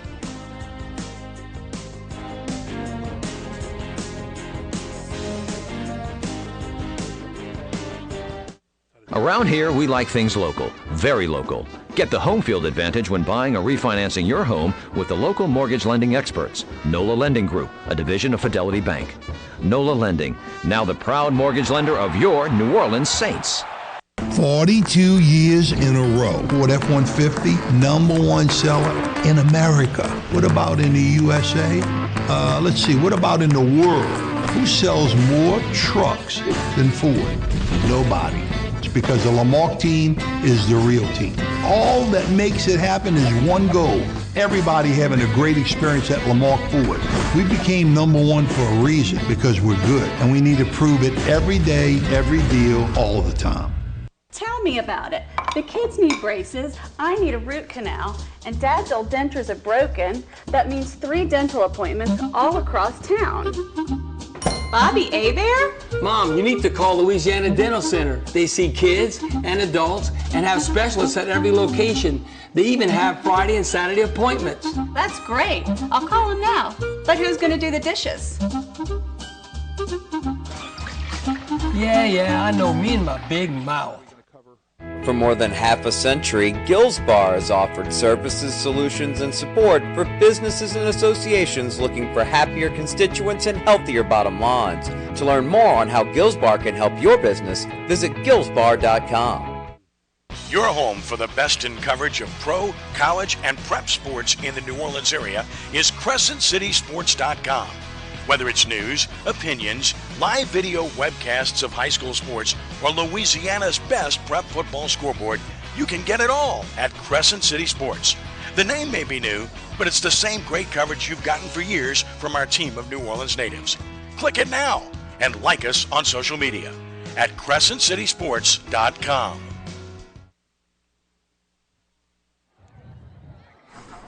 Well, for the next 9 weeks, you will be able to catch All-State Sugar Bowl LHSA Thursday night game of the week, brought to you by Crescent City Sports. This is going to be such a great program. Next week, we will be in Iota, and we are very excited for that. Sending it back up to you guys.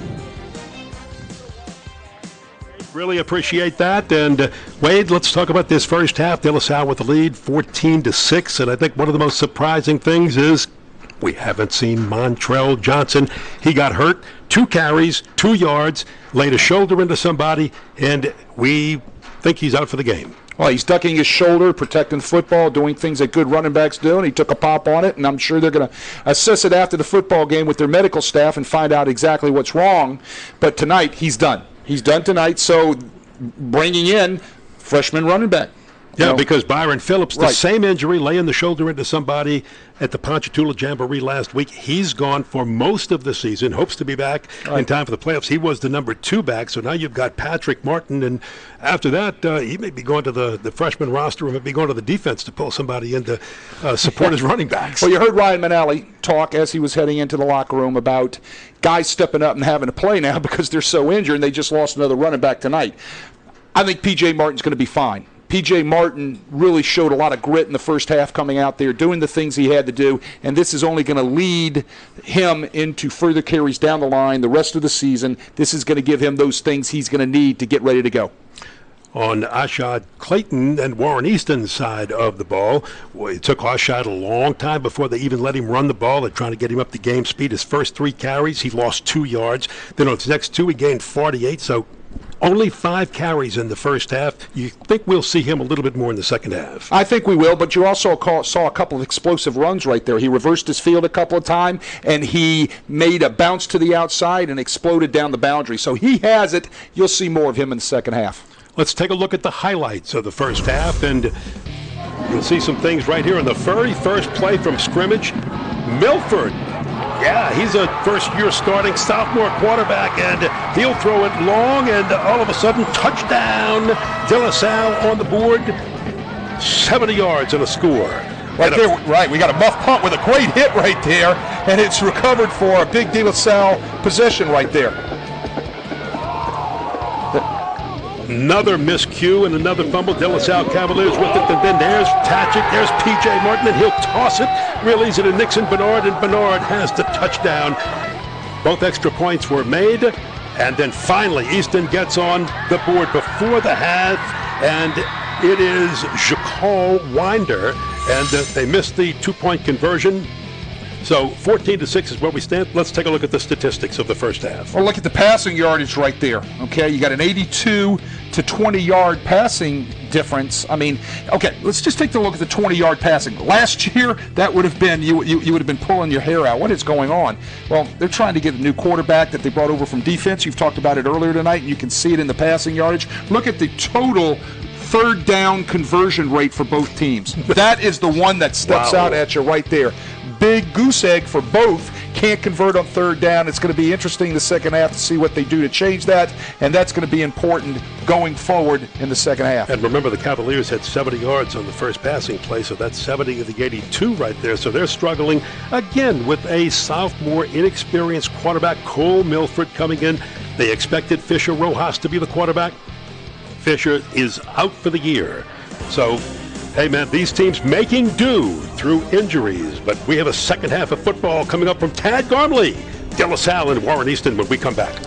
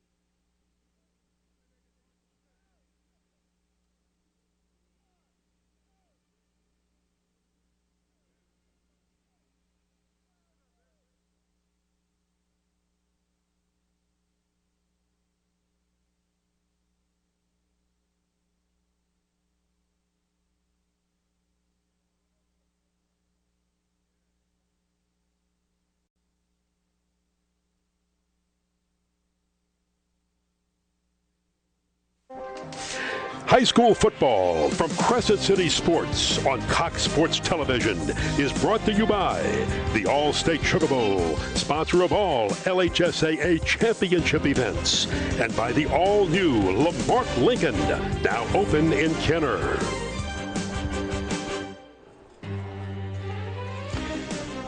Ken Berthelot, Wade Kaiser here at Tad Gormley awaiting the second half kickoff. Let's go downstairs from the third member of our broadcast team, Kate Adams Fieldside. Well, obviously, Coach Phillips not too happy going into the half. He said that he told his team, look, this is the first game of the season. It's the first half of the first game of the season, and I'm pretty sure that we made every mistake that we probably could have made. He actually told me he laughed on that 75-yard touchdown, just shaking his head, but he told his team, look, going back into the second half, it is time to play some football, guys. And I think when he said it, Kate and Wade, he probably had the expression on his face we saw on camera just a few minutes ago, and that's a little scary as Yanni Homke kicks off for the Cavaliers, and there's that pooch kick again, and it is fair caught by the Cavaliers' Jewel Holmes. by the Eagles. Jewel Holmes. Jerry Phillips brings a level of intensity that most former players bring, and he translates it to his players. So it's going to be interesting to see the adjustments that he made at halftime, and what are they going to come out and do this second half to try to get back on track. I think they need to settle down to Deshaun Holmes a little bit, especially in the throwing game. They'll have to get Clayton going a little bit, and then they're going to have to really do something, get back to disguising their coverages in the secondary, because Dilla Salle kind of picked on them a little bit in the first half with the halfback pass and things of that nature, play action stuff. Holmes looked a whole lot better in the jamboree against Ellen Cox than he did in that first half. They are going to run Ashad Clayton in the first run, 7 yards on the gain for Ashad, and it's just good to see him touching the ball. Again, they wanted to work him back. He had taken a lot of time off after the cleanup surgery on his knee. Felt really good. It was elective. He didn't need it. Wanted that knee to be in great shape for his senior year. They're going to go to Ashad again, makes the cut, and he's got the first down. Well, that's the look right there you're seeing on the sweep read right there. He takes the ball out to the edge. He sets up his blocks real well. Then all of a sudden he bursts off of it. Take a good look at it right there. Quarterback's reading the inside linebacker. Gives the ball off. Look at him set up the blocks and just kind of step this way, step that way, and he all of a sudden, he picks up 7, 8, 10 yards, and he's off to the races. They're making sure, though, that he gets enough sideline break just to catch his wind, get back in game shape. So they'll replace him with Jakal Winder, standing just to the left of Deshaun Holmes. Winder will get the call. He'll run it. That's the way he broke one in the first half for the Warren Easton lone touchdown. Can't bring him down. Just keeps pushing and gets a first down out of it. Looked like they had him bottled up, and he got 13 out of what looked like it might only be 5. Well, there's a lot of size over there on that right-hand side of that offensive line for those guys in the white jerseys. Big Raymond Williams, big Tejan Barrow, and then, of course, the big center Cedric Van Pran, the Georgia commit. Those guys are just pounding away over there, and they're just hammering that left side of that Cavalier defensive line. And they're going to go with Winder again. He's pushed out of bounds, but Cedric Van Pran, watch him. He's big number 63. Now we've got a flag on the field. As Des Van Pran right there, 6'4", 275, a senior, already committed to the University of Georgia.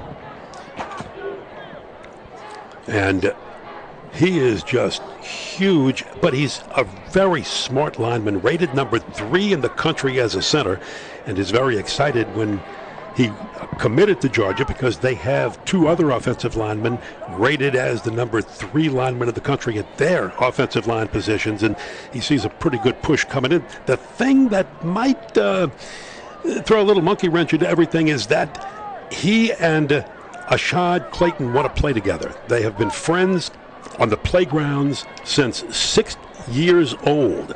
They grew up on the playgrounds behind Warren Easton, and Jerry Phillips has done, I think, a great job of keeping those guys together and letting both of them be leaders on the team. Van Pran would like to see Georgia make an offer to Ashad. Whether it happens or not, don't know. Phillips says he is such a smart player that he will make calls on the field. He'll change plays at the line, and he has the green light to do so. This is a pretty big call, Ken, coming in right here. They're going to be offsetting penalties. And they've got an ejection right there. I don't know exactly who they ejected. They've ejected number 11, the corner from Dilla Salle. It looks like Jacoby Hankton.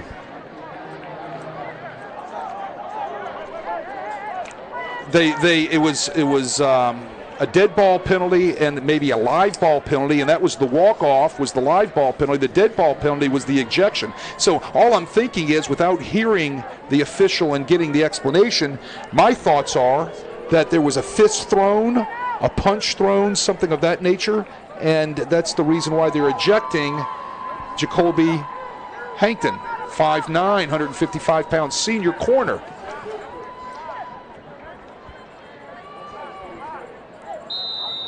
Okay, so I mean, wow. I think that's our explanation. That's a big loss over there. They're already pounding that left-hand side of that defense.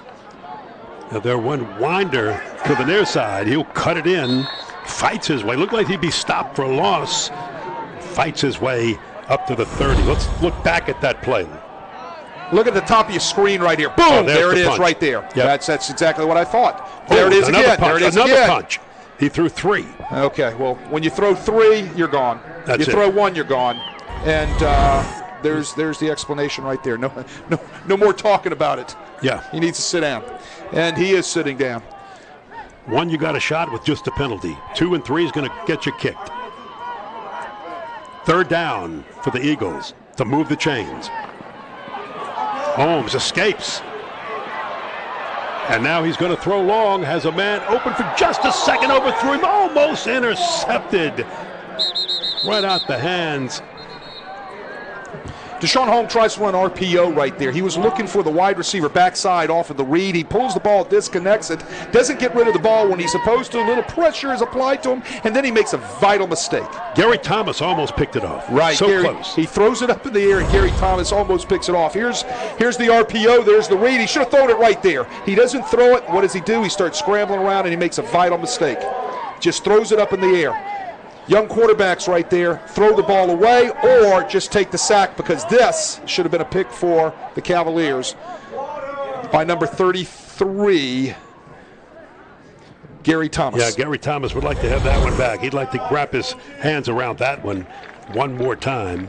And this is the left tackle, Reginald Brown. And again, it's hot, it's humid out there.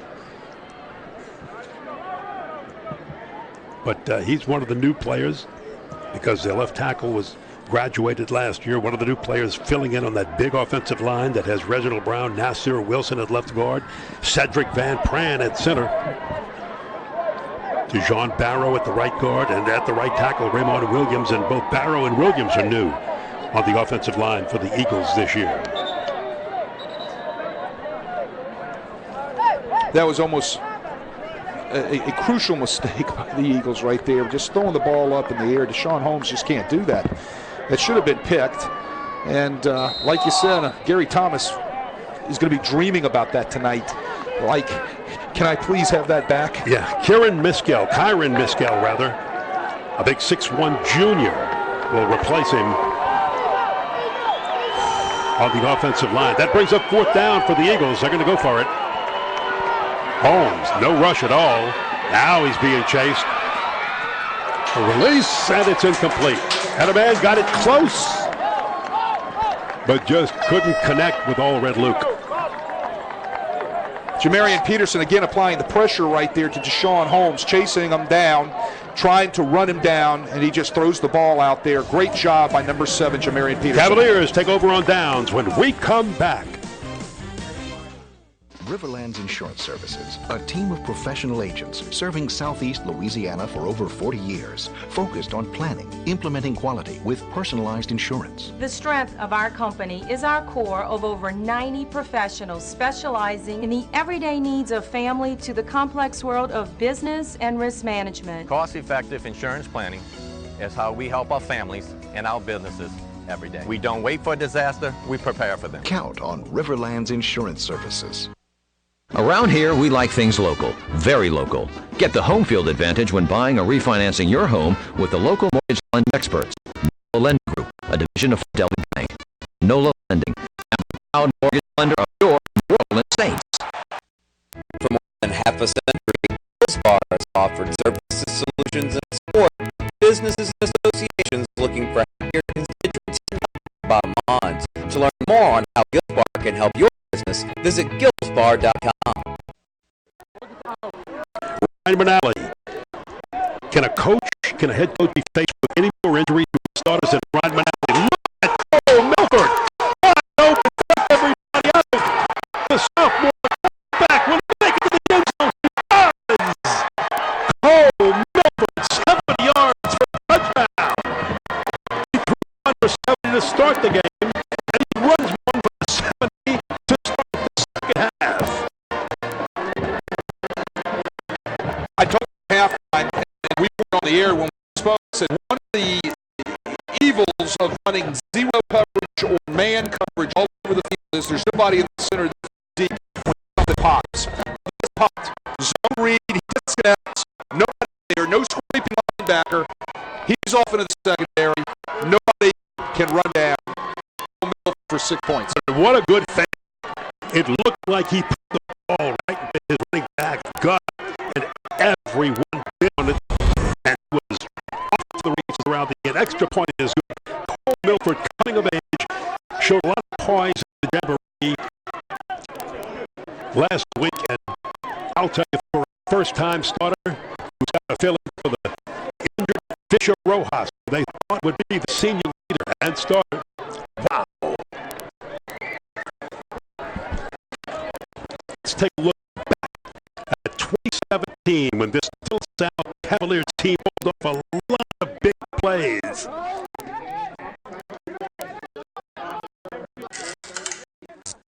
As they welcome Ed McCard to Tad Gormley on the opening kickoff, B.J. Rando goes the distance to give the Cavaliers a quick 7-0 lead. Look at Randall fly. Then Ken Collins rushes for one of 3 touchdowns on the right. Dilla Salle leads 21-0 midway through the first quarter. Carr put a valiant comeback, but it fell short when Joe Husband's interception on the final play of the game clinched a 28-26 victory for the Cavaliers. Both teams will reach the Dome in 2017. Carr has not lost since that night, though their 27-game win streak is facing a big challenge across town tonight against John Curtis. Now there it is. You saw some pretty big plays by the Cavaliers, and both of them came at the hands of Cole Milford. Throw and the run. Well, reading the last play on the line of scrimmage, he disconnects the ball. You said a great fake, which it was. The ball was in the midsection of the running back. He pulls, disconnects, and there you go. He's off in the second. Nobody there. Everybody's ran off in zero coverage, and he wins the foot race for the touchdown. Great play, great call by the Cavalier offense. You were looking at Jules Holmes, number 16 for the Warren Easton Eagles, and he's been used very much tonight, and he is one of their leading receivers. Matter of fact, last week did a real nice job at a 29-yard touchdown against Helen Cox. Last year, 25 catches for 382 yards and 7 touchdowns. And they haven't thrown to him tonight because they haven't had the chance to. Holmes on the keeper. They've got an injured player. They can't afford to have anybody injured. They've got 2 down there. Play. You have a bad snap right there. Deshaun Holmes picks it up and sprints it the other way. And then you see the corner comes up and does a great job on the foot right there. But it looks like he goes down with a knee or an ankle. They're holding his legs, just hoping it's cramped. We called Joe Husband's name from that interception to shut out, put a closer on that Carr game in 2017, and he is out for the year. He would have been a senior this year. He's a defensive back out for the year. And Fisher Rojas, the quarterback, coming back for his second year after starting his junior year. The Cavaliers got injured. That's why Cole Milford is starting as a sophomore, doing a doggone job and going up very fast in the first half of this game after only carries 2 yards.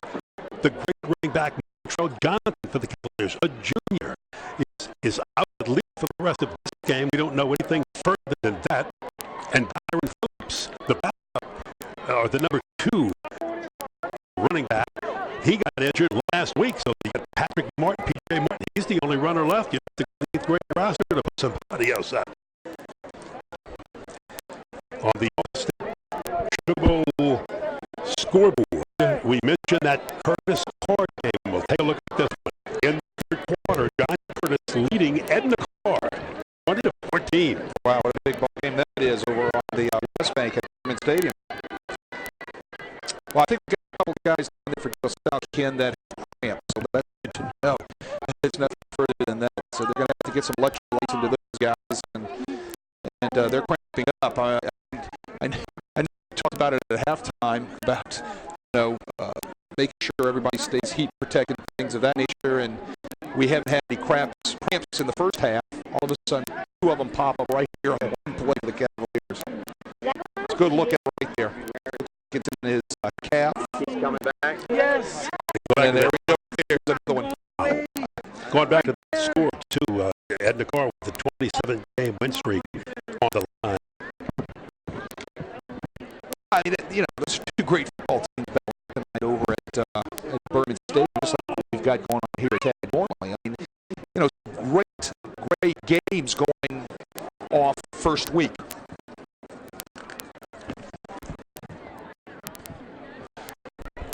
On Cox Sports Television this fall for your New Orleans Saints pre and post-game coverage every week.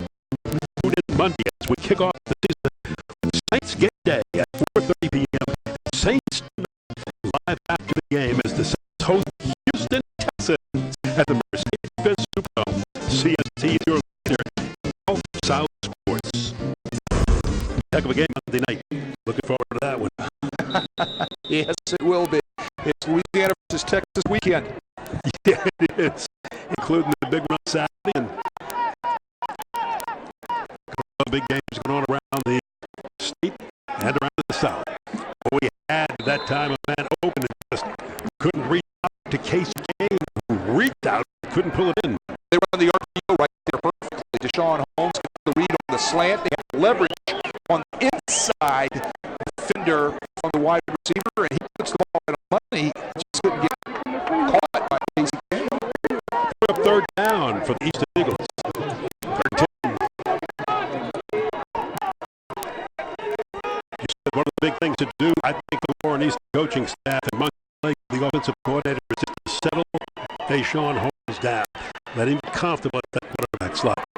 He can run well. He likes to run it, make a nice cut in. He's fighting for that first down and will be, I believe, just short by a yard. Well, there's no better way to get you settled down, put the ball in your hands and say run. He's such an athlete on that big offensive line up there. I'd like to see him run the ball a little bit more off of some of the quarterback reads and some of the zone reads that they have installed in their offense. They like him, instead of going with the freshman quarterback, they like him as a senior quarterback. They say he's got heart. They know he can lead this team, have a good jamboree against Kellen Cox. He's just going to settle down and prove himself.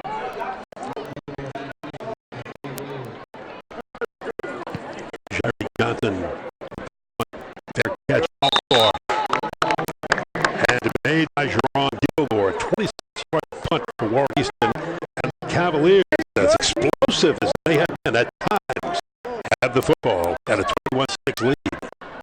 Job of the Dilla Salle defense right there. Again, Eddie Aguilar and his crew stepping up and forcing Warren Easton to do some of the things they really don't like to do, which is, try to have their zone read game, try not to be able to run the RPOs. These things that Coach Aguilar and the defense Dilla Salle is having an effect on the game plan of Jerry Phillips and his Eagles. He's forced 4 3-and-outs, which is really critical. Cavaliers keep on the ground rather than Patrick Martin. Martin. Look, I'm telling you, Jim Martin is a breather. I asked Simon Alley, what would you do? Put him in the on the depth chart. He said, man, I might have to go into the defensive secondary and find somebody who ran the ball in JV. Might have to get Deontay LaBranch. Make him a running back, at least a backup running back. They'll find something. Those guys will figure something out. And all that. What they great tackle on the last play, like Connor Mills, for a linebacker for the Eagles. Big linebacker that is a senior. They're expecting a lot ahead of him this year. Patrick Martin is down there. Hopefully, it's looking like they just cramp. Who knows? It's empty backfield. Well, it's a cramp. He's pulling snow up like that, so he's trying to stretch that gap and that hamstring. They're going to have to get electrolytes in them. Tomorrow night on Crescent City Sports, we've got another great season opener for you live from Memphis Stadium. As the two-time defending champs in Division II, the University Lab Cubs visit John Ehret Patriot. Catch University by and Ehret tomorrow night at 7 live on CrescentCitySports.com.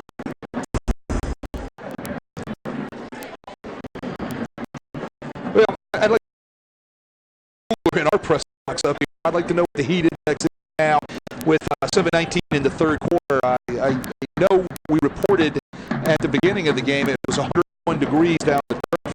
We're going to make sure Kate Adams don't cramp up down there. Okay, down there. I hope Kate gets electrolytes. She'll take care of herself. Interesting if Patrick Martin has come out of the game for more than one play. Who's going to be back there for the Cavaliers?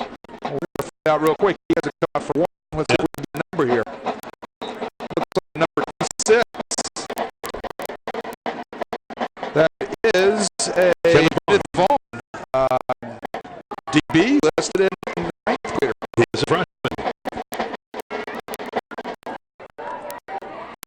Well, just a plethora of injuries for the Cavaliers, and they're right through it.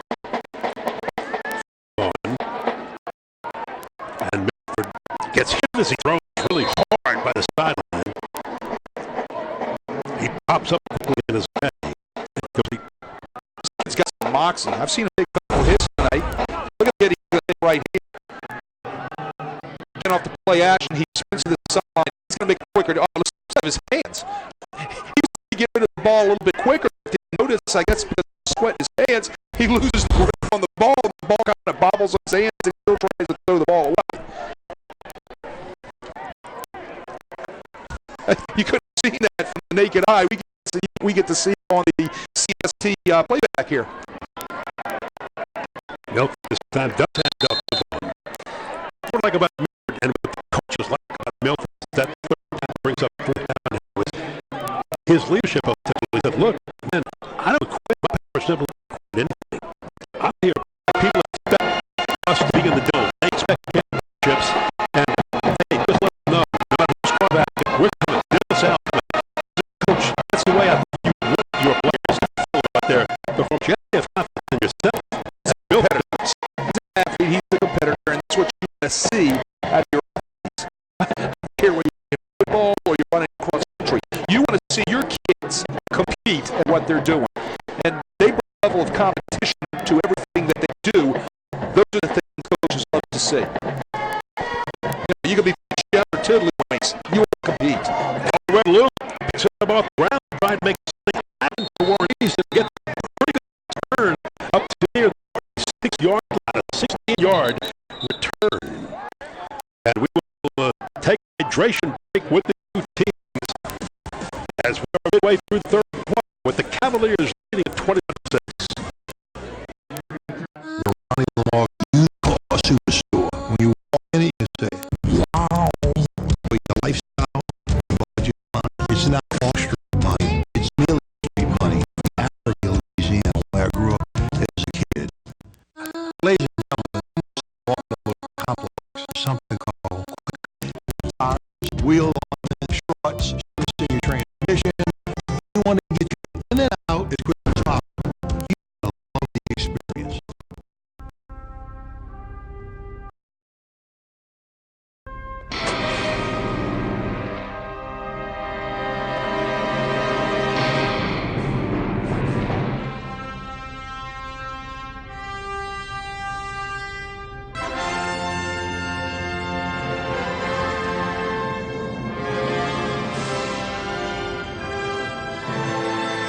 Louisiana Dental Center, your dental home team. 5 minutes, 49 seconds to play in the third. Let's go downstairs to Kate Adams, who's fieldside.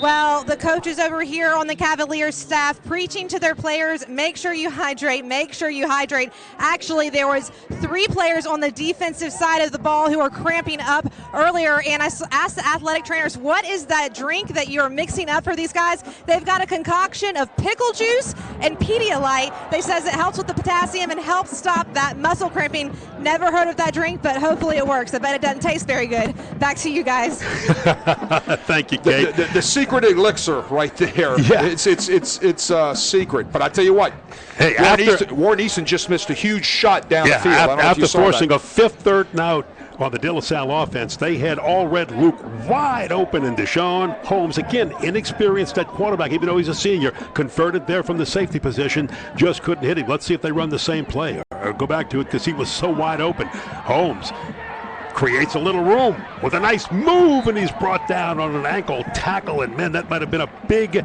gain, saving ankle tackle by Ashton Robinson, who holds him to a 3-yard gain, bringing up third down. Ashton Robinson does a great job in the open field right there, making a tackle on an athletic Deshaun Holmes. That could have gone a lot farther because the secondary was all ran off, and Ashton Robinson does a great job wrapping up and getting that that quarterback to the ground.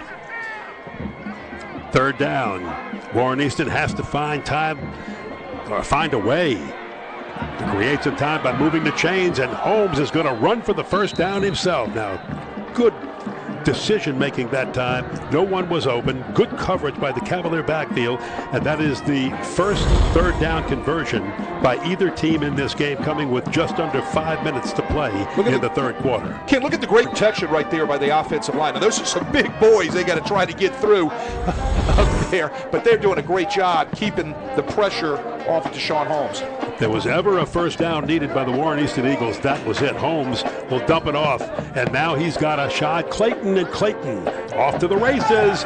Went down, looked like he went down, gets back up, and I think they're blowing the play dead. He must have gone down. I know he went out of bounds, but did he go down the first time? Well, remember I said he could catch the ball? Yeah. There you go. Yep. Great hands, great burst when he gets it in his hands. You know, he's got all the tools. Look, he can do it all. Look at this. Watch this. Watch the soft hands. Whoa, hands perfectly. Nice move. Goodbye. Zip. Right there. Terrible tackling by number 5, Jalen Dead. Dilla Salle's got to do a better job tackling there. This time they'll try Clayton straight ahead on a run. Not much there. But he gets a few. And again, for him, being out after the surgery, coming back real slow, and he needed to get winded, needed to get cleared to play late. He did. Just getting his overall physicalness back. Here's what you're seeing right here. You're seeing a larger, more physical Warren Easton on this drive, wearing down a little bit smaller and tireder Dilla Salle team. Now they're going to go for it all in the end zone. A jumping, leaping catch, and there it is by Casey Kane. 17 yards and the touchdown. Kane used that big 6'3" frame. 4 verticals right there. 4 receivers going vertical. Should have been a flag on number 6 right there for interference. Remember, Sid, you got to get your head around if you're going to make contact.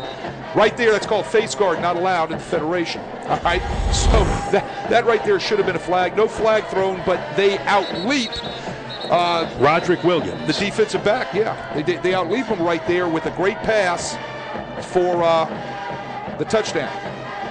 Timeout, Dilla Salle. Warren Easton's been having a little bit of problems with their kicking game, so you're seeing them go for 2 a lot tonight. And Jerry Phillips not happy. Well, he's got that intense look. That's what you saw when he was playing at Tulane. Absolutely. I mean, but here's the deal. That's what running backs saw when they tried to shoot the gap. Right. Here's what I told you, Ken. Coaches manifest that same attitude on their players. So those guys pick up the same intensity vibes from their coach. The coach sets the tempo, and the tempo is passed down to the players, and the players respond. Well, he's got that intensity most of the time, and I think he has passed that on to his players, which is why you have seen a resurrection, so to speak, a resurgence of this Warren Easton program. I'm sure we're going to get another look again at the touchdown pass. But I want to go back to the 4 verticals pass. The ball was thrown up in the air so Casey Kane could out-jump the corner, which he did. He's 6'3". He's got a height advantage over Roderick Williams, and he used it. My point is, Deshaun Holmes does a great job right there putting it where he can catch the football. And that's part of the maturing of Deshaun Holmes at the quarterback slot. Holmes on a keeper, cuts in, big hole, and they've got the successful 2-point conversion, making this a 1-touchdown game. Deshaun Holmes And Here's the a great touchdown look. before the two-point conversion. Look where he puts the ball. Up in the air. He goes up to get it. Touchdown, Eagles. Casey Kane.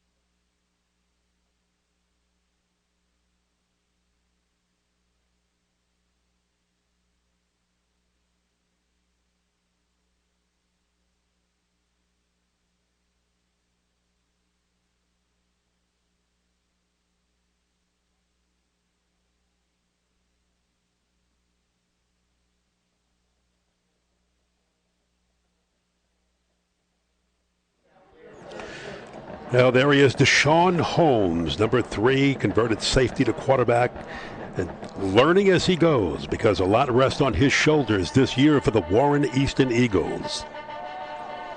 And that pass he threw to Casey Kane, he took advantage of height advantage, but he also took advantage of the fact that the Cavaliers have a couple of injuries. Remember, Jacoby Hankton, the defensive back, was ejected earlier in this game, and then Joseph Husband lost for the year, so he's out for the year. That's 2 down for this ball game just in the defensive backfield. 1 for the year. Now they tried the sky kick. It's going to go out of bounds. Dilla Salle will have the option to either kick it again or take it at the 35-yard line.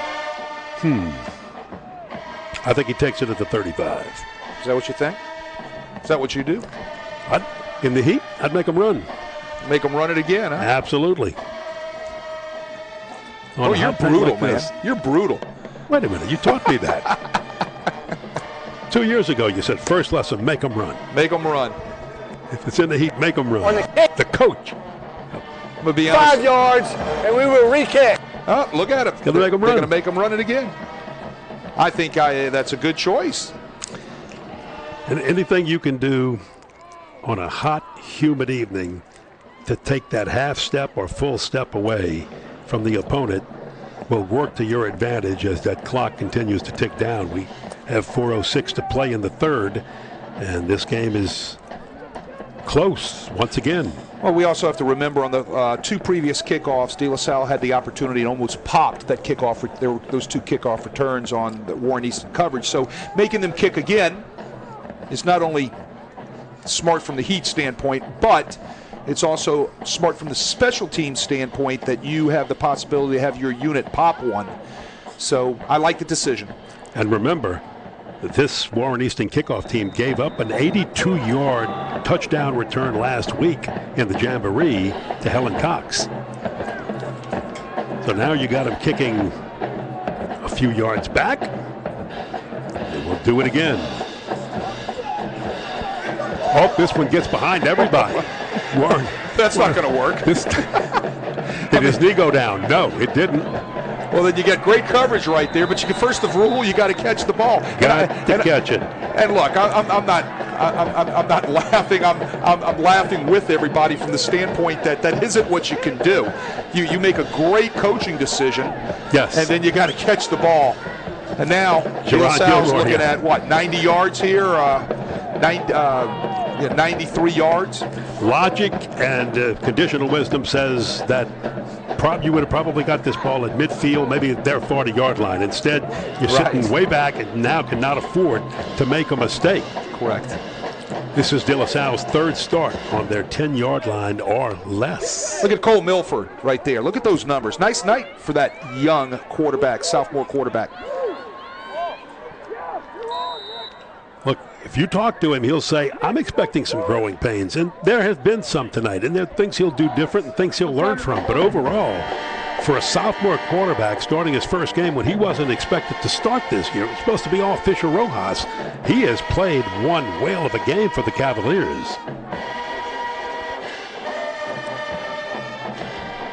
Now that's Patrick Martin back in on the carry, and he'll at least give him a little breathing room past the 5. Still picking on that Warren Easton left-hand side of the defense. Dilla Salle has to know something from the scouting report or something along those lines from why they continue to keep their running game on the left-hand side. The only thing we've seen back to the Warren Easton right side is off the quarterback zone read when Milford pulled it and went 70 yards for that touchdown back early in the third quarter. Maybe it's because of those big offensive linemen they've got on that left side. Well, you had a good look just now at John Martin. Right. 6'2", 330, a big junior, and do some blocking. They need that breathing room again, and they're just struggling to find it.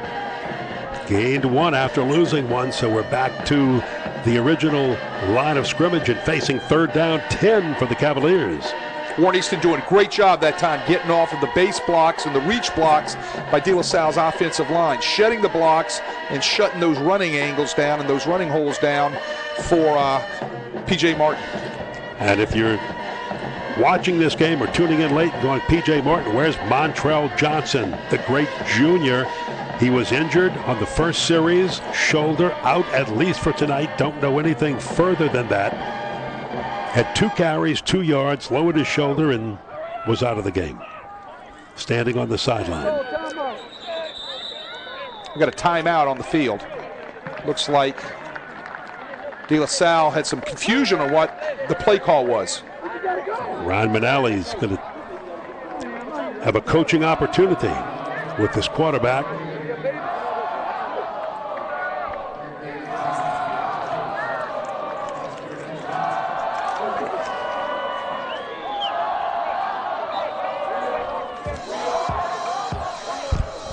If you're a football fan in Southwest Louisiana, check out the Greater New Orleans Quarterback Club Luncheon each Tuesday at noon at Rockin' Bowl on South Carrollton Avenue in New Orleans.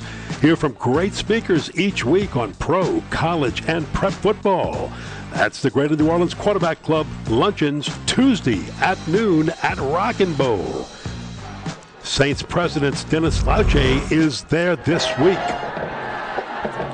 And there's the 3rd down throw into. Oh, late flag coming in. Flag, by the, late, yeah, wow. Late flag. They're going to call interference on number 28, James Allridge. All over him on the vertical, taking a shot out of the back of the end zone on 3rd down. I like the call. Warren Easton got the break on the kickoff when he got behind everybody and rolled back near the Dilla Salle goal line. And now the Cavaliers look like they're, with their backs to the wall, weren't going to get out of this one. They were going to have to punt from their end zone. See that left arm around his throat right there? He just grabbed him. Oh, wow. That's going to get a flag every time. That's flagrant. Well, I wouldn't say it's flagrant. It's just bad technique with his hands. See it right there. See around his. He was impeding him by holding him around his chest. Kind of lost the ball in the air. He kind of got turned around on the vertical route. That's a teachable moment. He's going to have to learn how to be able to find where the ball is by looking at that receiver's eyes and his face to be able to get right in order not to have the hands all over the receiver. Well, had it not been for that penalty, it was going to be 4th and forever and 4th and disaster, punting from right at your own goal line. And now the Cavaliers have new life, protecting a 7-point lead. 1st down 10. Milford with another good fake, throws over the outstretched hands of Reshawn Porter. Well covered. Well covered, he got up. Right there. Yeah, well covered by Kobe Jones. Right there. Kobe Jones does a great job getting the proper hand, the downfield hand, in between the ball and the receiver to break the pass up. Let's take a good look at her. The ball's laid out there perfectly, and he uses the proper hands to be able to put himself in between the ball and the receiver. Great job right there by Kobe Jones. Good look at that young man. And good attempt by Reshawn Porter. And I don't know if Warren Easton got the 12th man off the field in time. The officials are saying they did. No flags on the other side of the field. They were trying for the quick snap. And instead it's just a P.J. Martin run for 2 up the middle.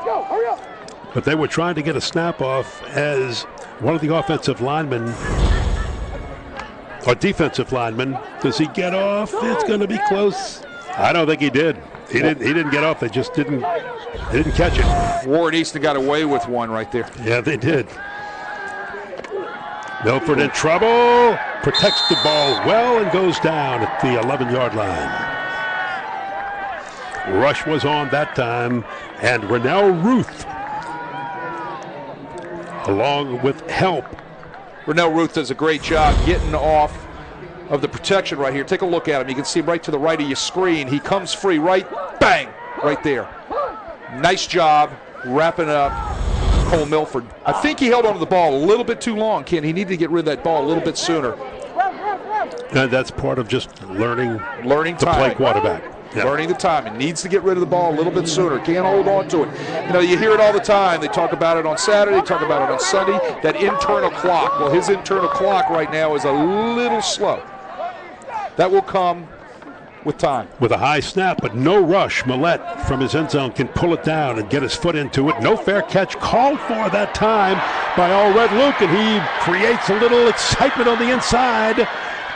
Then runs into a rugby scrum and is finally brought down. Thought he missed the cut. If he would have gone to the outside, he had some room, but gets a nice 24-yard return. And Warren Easton has life as Milford found his way to the end zone for the first score of the second half. And then Casey Kane with the leaping catch for the Warren Easton touchdown. 42 years in a row. Ford F-150, #1 seller in America. What about in the USA? Let's see, what about in the world? Who sells more trucks than Ford? Nobody. It's because the Lamarck team is the real team. All that makes it happen is one goal. Everybody having a great experience at Lamarck Ford. We became #1 for a reason, because we're good, and we need to prove it every day, every deal, all the time. Your home for the best in coverage of pro, college, and prep sports in the New Orleans area is CrescentCitySports.com. Whether it's news, opinions, live video webcasts of high school sports, or Louisiana's best prep football scoreboard, you can get it all at Crescent City Sports. The name may be new, but it's the same great coverage you've gotten for years from our team of New Orleans natives. Click it now and like us on social media at CrescentCitySports.com. Welcome back to Tad Gormley. 1 quarter of football left to play. Ken Berthelot, Wade Kaiser, and Kate Adams fieldside as our field reporter for tonight's game. And the Cavaliers of Dilla Salle leading by a touchdown, 21-14. But Warren Easton with a great return by All Red Luke on a Dilla Salle punt has the ball inside the 20-yard line. Deshaun Holmes wanted to throw it, no one open. He'll just tuck it under and get back to the line of scrimmage. Back-to-back red zone trips for Warren Easton says a little bit about maybe some momentum. Right, and there's no doubt about it. They got to score here. I mean, they've got the momentum. They've got Dilla Salle kind of on their heels. Dilla Salle's defense has done a great job tonight. You know, with the strength of their linebacking core, doing a great job. Deshaun Holmes is coming into his own. You can see right there, you know, where he started as 3 for 11, 20 yards. 2 for 2, 40 yards since. All right, he's come back in the second half. So, you know, he's growing up as he's going along, and it's vital right now with this field position that the Eagles put something on the board to tie this thing up. Well, let's see if they bring Ashad Clayton back into it also. Remember, he started in the first quarter very slow. His first 3 carries netted a -2 yards. Lost 2 yards on his first 3 carries. Then all of a sudden had a couple of big bursts and had 2 more carries for 48. Got the Eagles close. Had first half carries of just 5 times, 5 touches, 46 yards. So he ought to be rested. Let's see if they go to him. Yep, they do here. It's Clayton. Does turn the corner. Went down low, protecting that knee also. Gets to the 12-yard line. He does a great job lowering his shoulder right there, running over Jude Milford. Jude Milford comes up from his linebacking position and does a nice job tackling him. Flag down. Great running backs fall forward. And that's what you saw from Ashad Clayton right there, fall forward to pick up a couple of extra yards. 20. Back him up, 10. Holding penalty is going to negate that, though. They're going to back it up from where the spot of the penalty took place. They're going to tack 10 on and back it up and bring that ball back, let's see, where, till about the 27-yard line. There's your hold right there. You can see it right up around the chest of Jude Milford right there. Holmes wants it all, going for the end zone, just overthrew his man. Looks like his receiver held up just a little bit, and Jewel Holmes was the intended receiver and then went after the ball after Holmes let it fly. The difference you're seeing in a seasoned quarterback as compared to Deshaun Holmes in this throwing game, not a seasoned quarterback, he's looking at his receiver. They're telling him where to throw the ball on what route to what receiver. Instead of going first progression, second progression, and then getting out of there. He's going first progression, and if it's not there, he's getting out of there. So his eyes are telling the story to the safeties of Dilla Salle. I don't know if Jewel Holmes maybe slipped on that a little. So Holmes will keep Deshaun, and he's inside the 15-yard line for a gain of 12. Quarterback sweep read right there. Wraps the backside lineman around on the read. He disconnects. He's reading the inside linebacker right there, and he takes it up inside when the linebacker ran with Clayton. 4th down. About 8.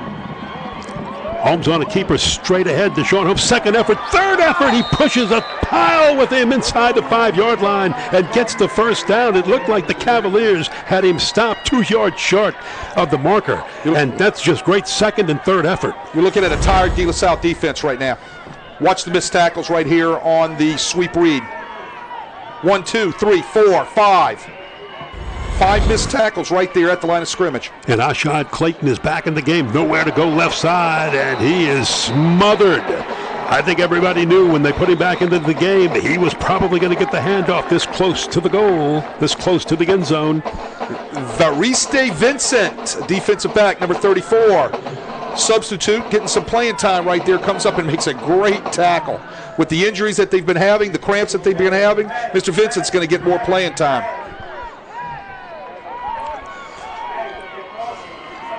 One thing Warren Easton does not have in their arsenal is a strong place-kicking game. They don't have a lot of range for their field goal kicker. They're good from about maybe 15, 20 in. Here they come around the right side, and that is Deshaun Holmes keeping it for the score. I think we're going to have a flag out there. 9 yards and a touchdown, but hold it. Do we have a flag down there? There it is. Yep. We have a flag. I think you're going to see a holding penalty. I'm not exactly on who. I didn't catch the number. Let's see.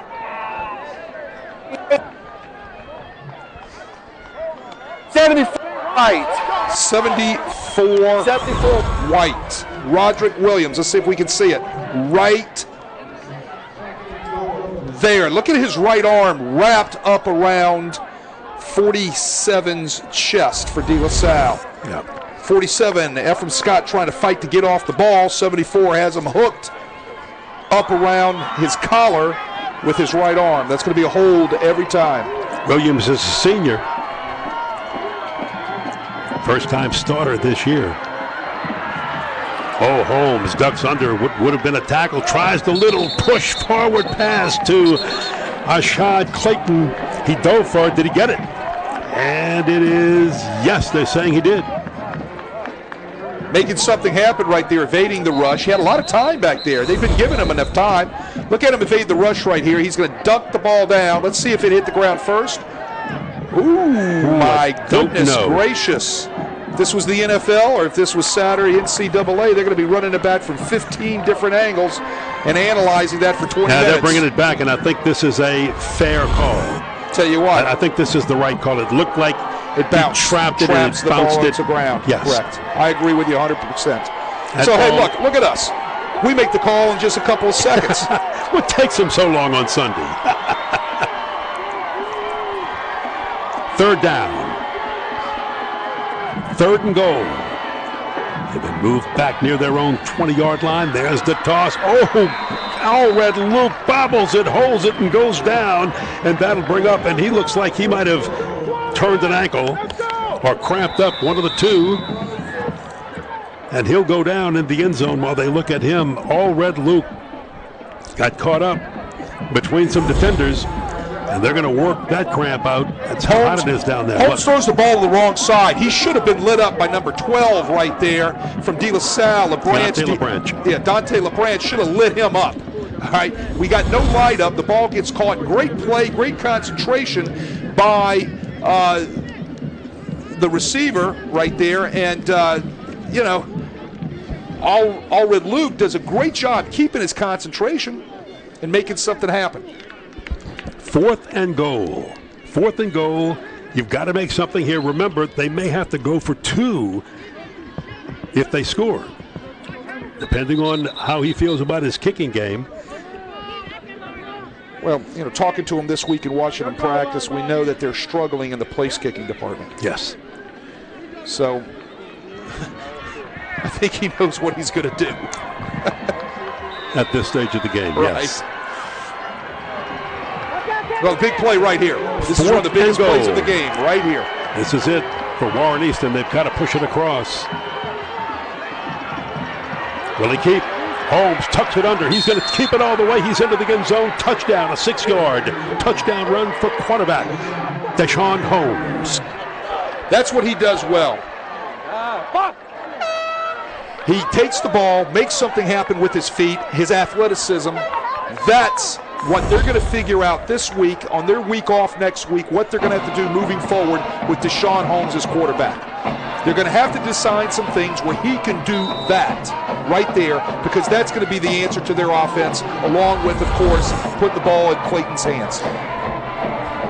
And look, he's been throwing better passes for the most part in this second half. They've just got to bring him along. They're going to go for 2. This is a keeper all the way for Holmes. Hit, and he fumbled it. They do not make it. He was hit hard enough, fumbled it. Warren Easton recovers the fumble, but it doesn't matter. They are held out of the end zone for the 2-point conversion, which fails. Another look at the 2-point conversion as we go to break. Wade?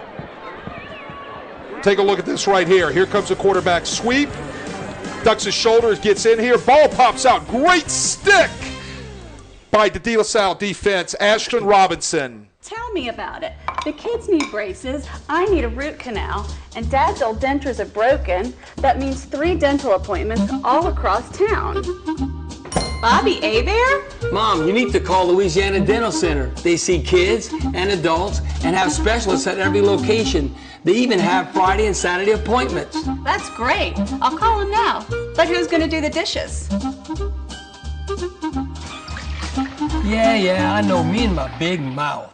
Riverlands Insurance Services, a team of professional agents serving Southeast Louisiana for over 40 years, focused on planning, implementing quality with personalized insurance. The strength of our company is our core of over 90 professionals specializing in the everyday needs of family to the complex world of business and risk management. Cost-effective insurance planning is how we help our families and our businesses every day. We don't wait for a disaster, we prepare for them. Count on Riverlands Insurance Services. They're waving it off. Eagles. Are they waving it off? It looks like they're waving this thing off. While we were away, Ken, it looks like a flag was thrown, and they're talking about some sort of personal foul on the sideline of the Easton sideline. And now, as I'm looking at the white hat, he had the flag up and was possibly waving it off. There's some sort of oh, now they're calling over the police. Let's go to Kate downstairs with more. Kate Adams. Kate, take it away. Okay, guys, you saw that ref throw the flag. Basically, what went down there was the ref saying there's too many people on the sideline. You got to start moving people off, get rid of them. That's why you just saw that one guy walk midfield. So right after that, really, Coach Jerry didn't say too much, but the flag was thrown. Guys. Okay, well, it looks like, Ken, something along what Kate's saying is they have some people on the sideline that are unauthorized. They're inside the team box. Well, the first thing you got to do is get the unauthorized people out of the team box, and it looks like somebody down there said something, walked out on the field, something happened, the flag got thrown because of that, and then they brought over the police to get these unauthorized people off of the Warren Easton sideline.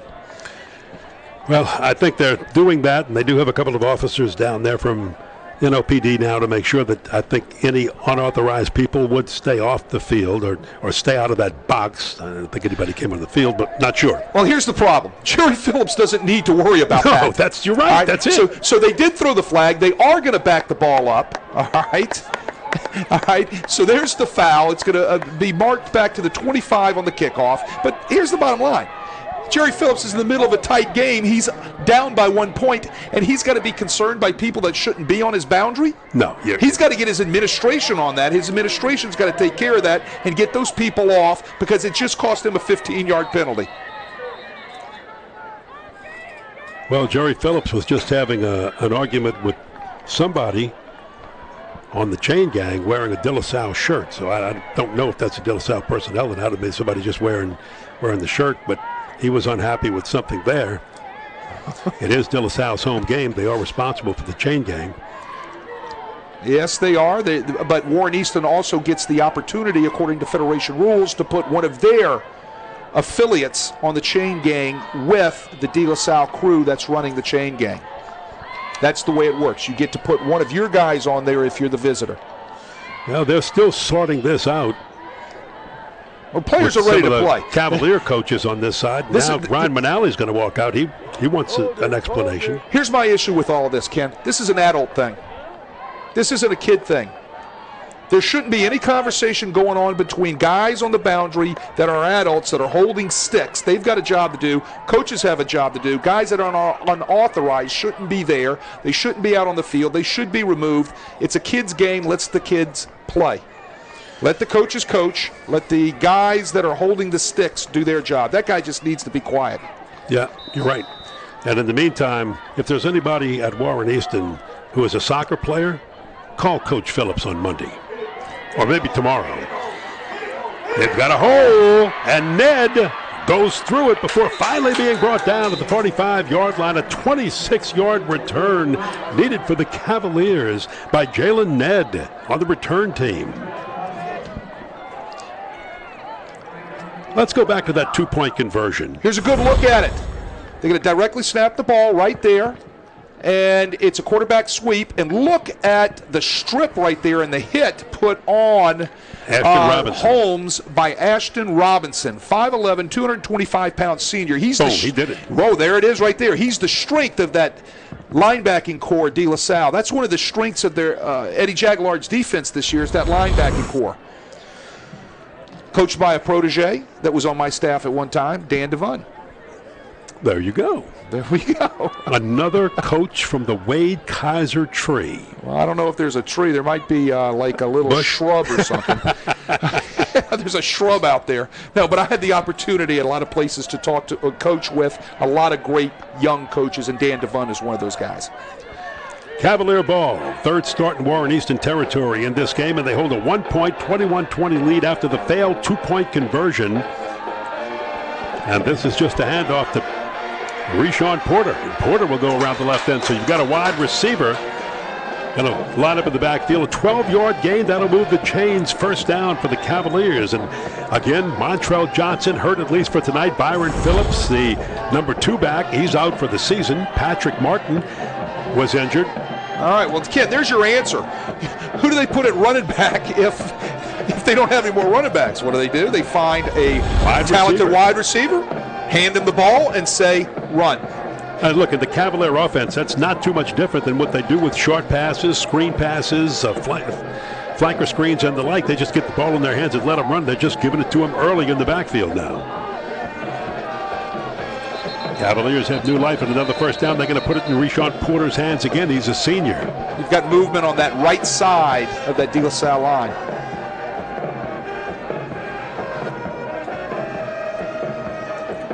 And offense.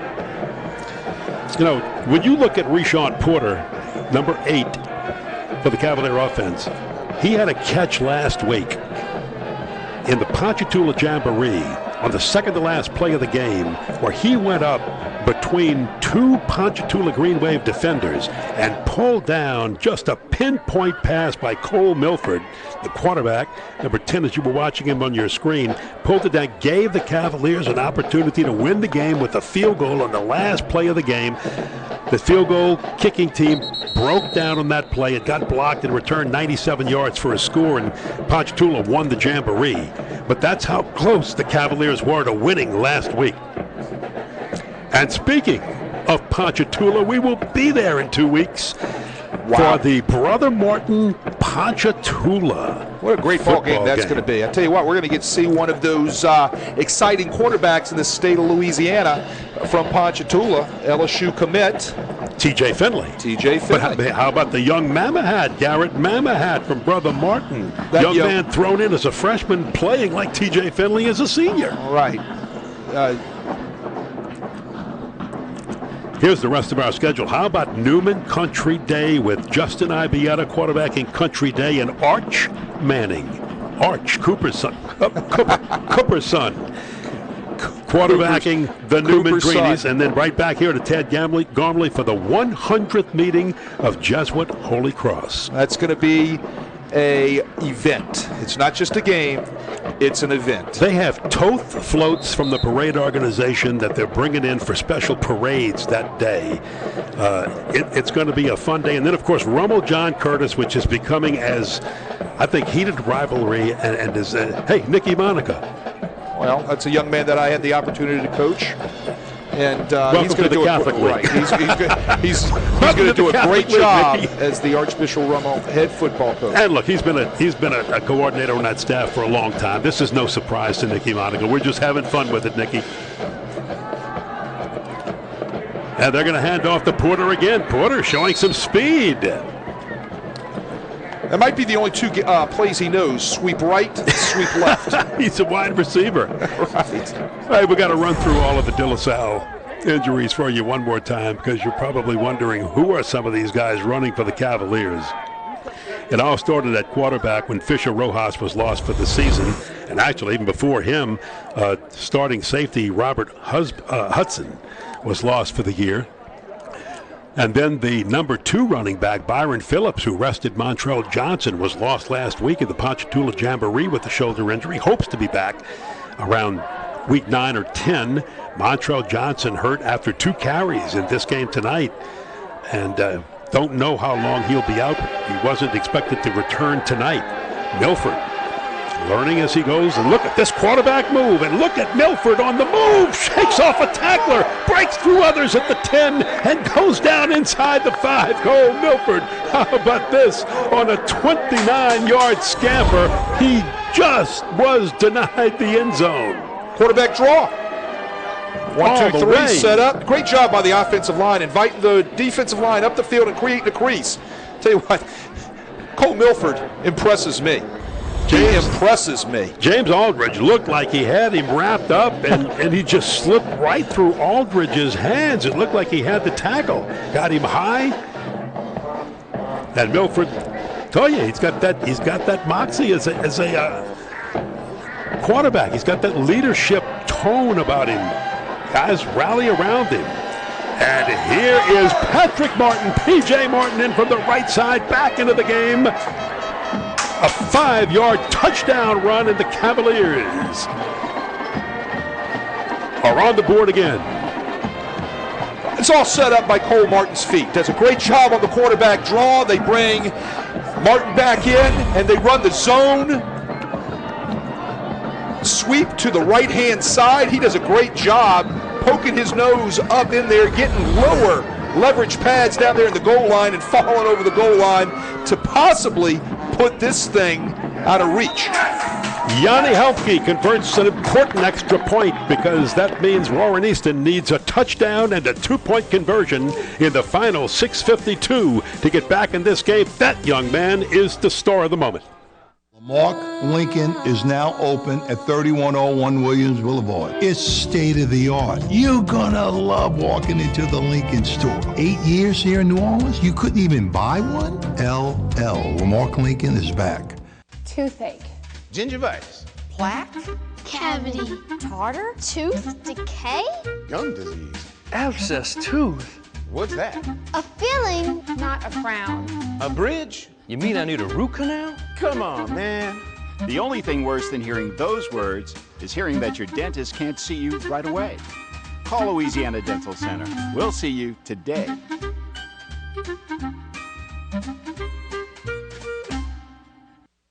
Lamarck Lincoln is now open at 3101 Williams Boulevard. It's state of the art. You're gonna love walking into the Lincoln store. 8 years here in New Orleans, you couldn't even buy one? LL, Lamarck Lincoln is back.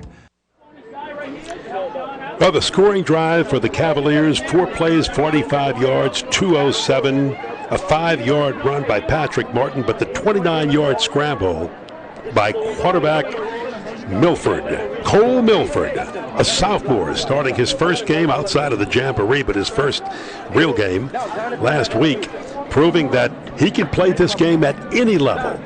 Cole Milford fires me up. He does. I love to see a young kid like that take bull by the horns and make things happen. They did a great job for him on that quarterback draw, for him to spring into the secondary and take off like that. Yanni Helmke needs a good kick, but they're going to go for the sky kick again. Bobbled around, finally shuffled over into the hands of Warren Easton's wide receiver, Jewel Holmes. Well, they're going to start off with great field position. They're going to need 6 plus a 2-point conversion. Well, 2-point conversions on their call sheet anyway. So that's all they're going to do. The thing they've got to do now is they've got to get into that end zone. And the way the Dilla Salle defense has just got a little bit of rest, let's see if they're off of their heels as they were in the last drive that Warren Easton stuck one in on them. Eagles have 3 receivers 6 feet or taller. Casey Kane, number 6, is 6'3", 16. Jewel Holmes is 6'2", and 18. Curtis Elmore, is 6'1". Let's see if they go to those guys. They're going to streak one long down the sideline, and he overthrows the receiver. He's looking for Casey Kane. Again, one of those big, tall receivers. That's a 6'3" guy. Casey Kane's wide open. He gets on top of the corner who stopped running. Good ball. That would have been 6. That's what you miss when you have an inexperienced quarterback, Deshaun Holmes. He can run. He can throw. He's got a bazooka arm, but it's the timing. Doesn't have the putting touch. The ball where he's got the touch to put the ball where it needs to be.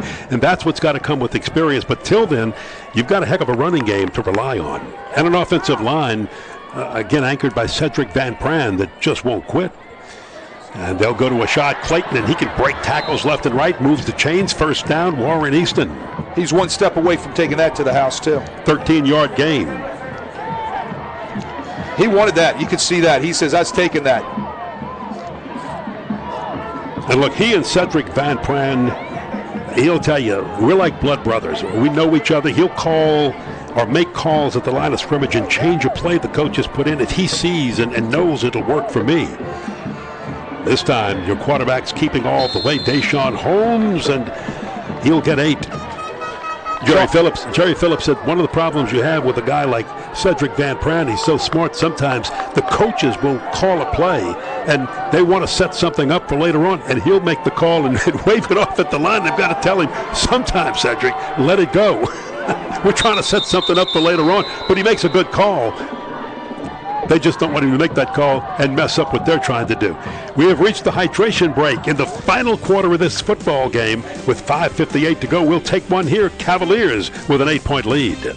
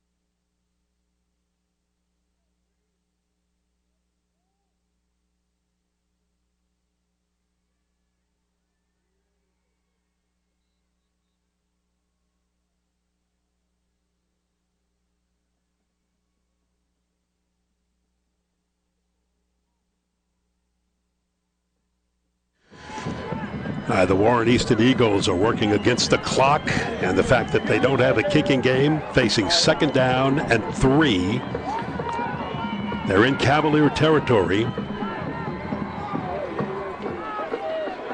They keep it on the ground, and they get a little bit on that run from Jakal Winder. We haven't seen him touch the football in a while. He or DeQuinta Mason will normally come in to rest Ashad Johnson.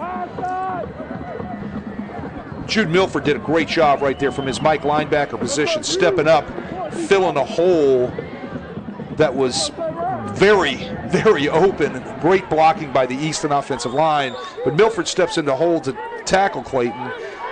Very late game. Very late in moving the chains. They had marked 1st down, and the 1st down marker had moved. The chains finally get set.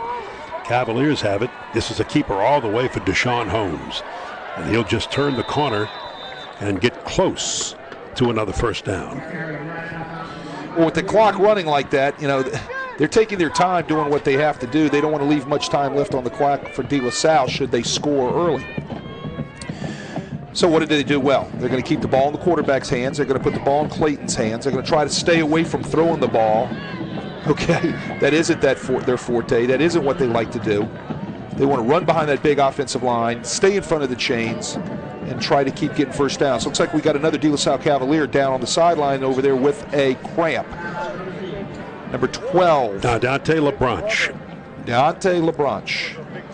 A senior.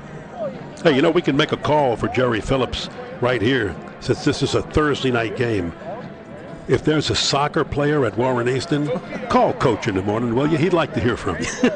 There's got to be somebody walking around that school that can kick a PAT, don't you think? I would think. I mean, you got to have an open tryouts. Look, the guy kicking right now Line them all is up a freshman, PE, right? Jaire Johnson. He's also your, he's almost Mr. Everything, but he's the middle linebacker. They don't want him kicking, or kicking off, or punting, and he's doing it all right now. Hold on. Freshmen through seniors, you got PE classes. Yes. Right? Yes. You got a ball. Yes. You got a tee. Walk them all out there, line them all up, and have them all kick. Find one. It might be a girl. If they can get the ball through from about 30-yard, 40-yard range, they would be a help to the Warren Easton Eagle football team. And then Jaire Johnson could just focus on being a middle linebacker, and he's a pretty good one as a freshman. He beat out 2 seniors. There's your 1st down. Flag is down, and Jakal Winder with another nice carry. We saw him earlier in the 3rd quarter. Back into the 1st half. In the 2nd quarter, the 21-yard run for a scamper touchdown. He came in and wrapped up the score. Hold on. Here we go. Face mask right there. You can see him grab a hold of the edge of that face mask again right there. That's Ashton Robinson. Yeah, right there. Look at the hand out there. Well, they're calling that personal foul. I don't know if that's a personal foul. That looks more like incidental. I mean, what about you, Kent? You think that's personal foul? I thought it was face mask. Well, it's face mask. Well, personal foul, face mask. But was it incidental or? No, I thought that was incidental. Yeah, 5 yards, but they marked it off 15, called it 1st down. Collision in the backfield with Winder. So, hey, Holmes just keeps it, finds the end zone, touchdown. That's his ability as a quarterback, as a runner. 10 yards and a score. We're a 2-point conversion away from having a tie football game here with 4:38 to play. Deshaun Holmes right there. They go the wrong way. It's a bust in the backfield. What did he do? Takes the ball himself. He's athletic. Scoots into the end zone to put them on the board, and now they've got to depend on the 2-point conversion to get the tie.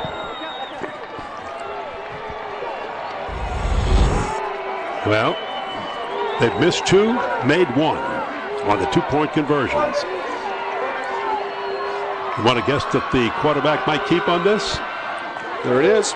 Keeper all the way. Looking for the end zone and finds it. Just outruns everybody in the late flag. And we've got a flag. I didn't see it. Holy smokes. Any idea?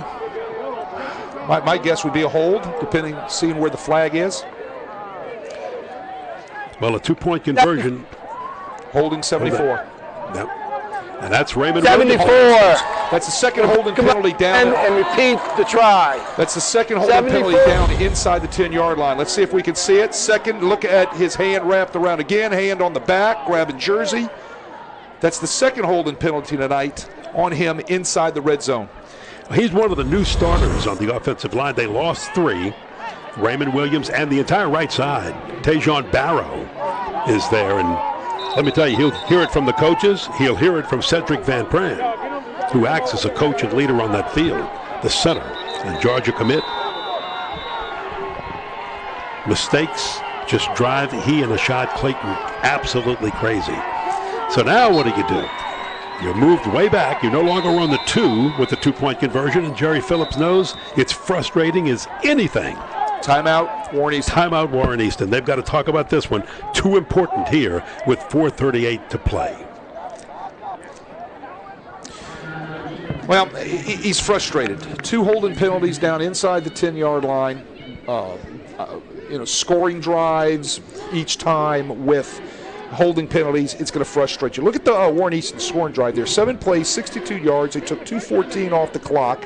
They could have probably slowed down and used a little more time not to leave as much time left on the clock for Dilla Salle should they get this 2-point conversion. They end it with Holmes on a 10-yard touchdown run. And as long as Deshaun Holmes, and again we say this to remind you, he's a converted safety and has played very little quarterback in his football career. You have to go back to Little League. And he's been more of a defensive guy all this time. He can run the football. Yes, he can throw the football. The touch isn't there, as Wade and I talked about earlier. And now it's so important because can he keep it and get you 15? Because that's what you need, not 2, 15 to tie this game up.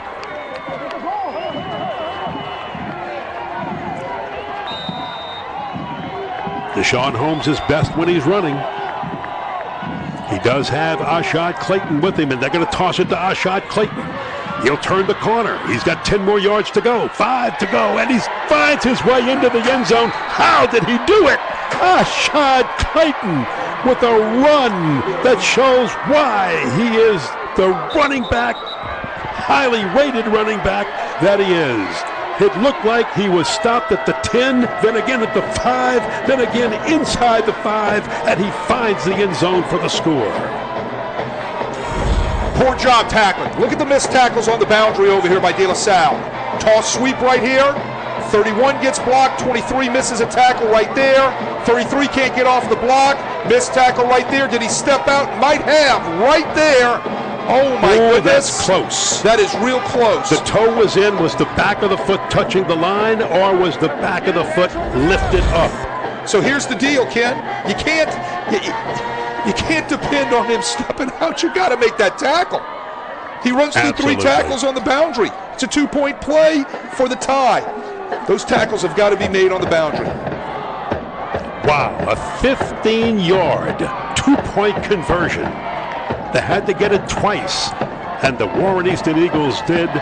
So the momentum has swung their way. We are tied at 28 with 4:38 to play in this game. And the Eagles have the momentum. Let's see if their defense can stop a Dilla Salle offense that has really been unstoppable.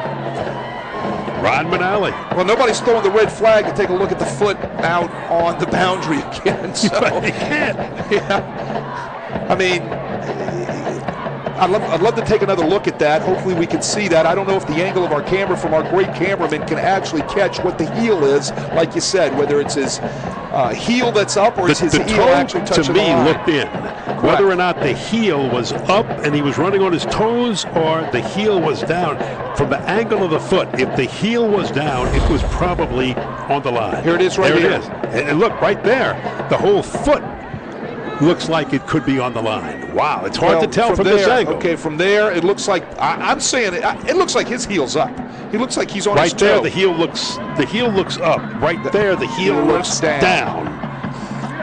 Oh, and my goodness. If that's the same, if that's the same frame, the same shot, That heel right there from that angle is down on the ground, and the other one shows that the heel was on the line. Right. Wow. Great shots by our camera crew. Beautiful, CS2. guys. Absolutely fantastic. All right, now we need one of those little cameras in the pylon. All right, Lenny and Walter. While we're out for trying to get the cameras in the pylon, I want a telestrator. Yeah, there you go. We got another Dilla Salle player the down Christmas over there in list the end zone. is been put out there for Wade Kaiser. Yeah. There you go. Cramps. I'm glad to see he's up and moving. Well, I tell you, hot, humid evening here at Tad Gormley.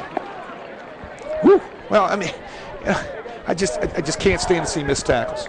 And I know it's driving the coaching staff nuts. You know, you're tired. You got to make those plays, and that's the difference between winning and losing. Right there, 2 tackles maybe on the sidelines on a 2-point conversion.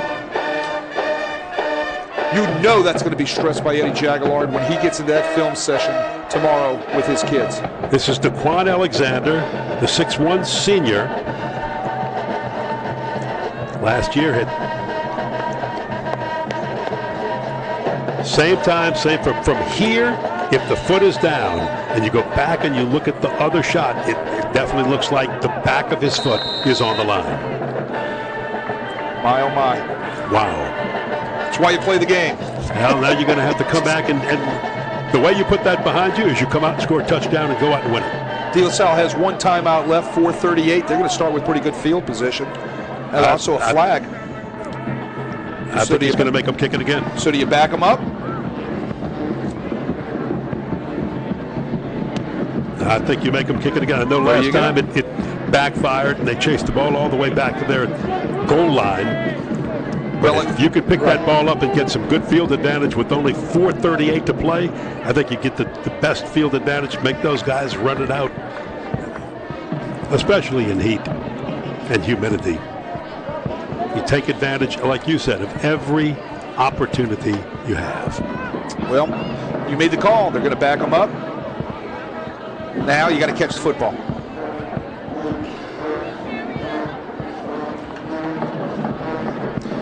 Instant replay, from what I understand, as we're talking about this, looking at that heel back on that 2-point conversion, the LHSAA is going to institute a replay,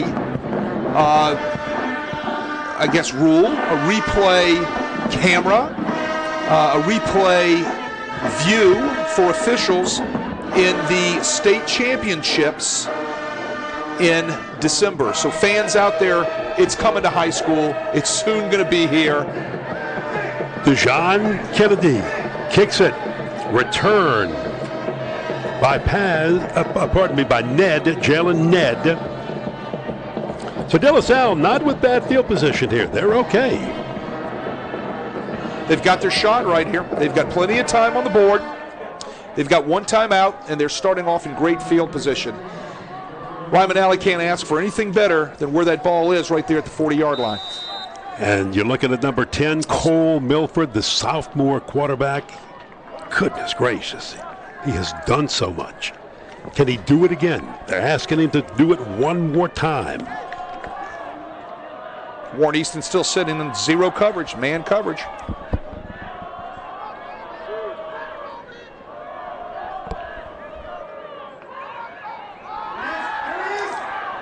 Good fake, good toss. Oh, just off the fingertips of Nixon Bernard. It looked like he had a big catch. They had Nixon Bernard open right away. All right, we're here at Tad Gormley Stadium. Ken Berthelot, along with Wade Kaiser and our field reporter, Kate Adams, Dilla Salle, and Warren Easton. Prep opener. And with 4:27 to go, Dilla Salle trying to drive for the winning points. We are all tied up 28-28. We were expecting Dilla Salle's never trailed in this ball game. We were expecting a big showdown between 2 of the best running backs in the state, including one in the country, and it never materialized. A keeper by Cole Milford, nowhere to go, and he's hit hard as he loses 2 yards on the play. Easton does a great job right there on the zone read. They sat, they waited for the quarterback. Felice Brightman does a nice job from his linebacker position, sitting right there, waiting for the quarterback to pull the ball, nowhere for Cole Milford to go. But I want to go back to that first down play before you were resetting the scene here, Ken. Right there, they throw vertical down the field. They had Nixon Bernard in man versus man coverage behind the defender. The ball was just slightly overthrown. Had that been caught, we would have seen a replay of what we saw on the very first play of the game way back in the first quarter, earlier tonight. And that ended up, boom, 75-yard touchdown. So let's see how on 3rd down and 12, time of delay of game. Did they call timeout first? I think they would. I'm not sure if he was trying to call timeout or not. Well, he's acting as if he was trying to call timeout. But anyway, let me talk about the delay of game. By the way, each team has 1 timeout remaining. Correct. Okay. And with the new 40-second clock, we talked about it at the beginning of the game, it's hard to get that delay of game penalty unless there's some sort of miscommunication or some sort of issue with personnel you're trying to get on the field. Now it's like the NFL, 40 seconds from when the ball is set. But now it makes it 3rd down and 16. So the pressure on Cole Milford. He'll try a little screen over, shoots his man just a little bit too high. Oh, he'd like to have that one back. And he tried to put it in the hands of big Lamage Kendrick, a tight end fullback senior. Got a lot of power. Could have rumbled down that sideline a little bit. Would have been hard to bring down. They had it set up too, Ken. Yeah, they did well. Yeah, they had it set up. They had the lineman out in front on a little tight end or he's upset with himself. H-back screen, and he knows it. He's a competitor. He didn't give him the ball. Didn't get it in the right place. You know, I like that guy.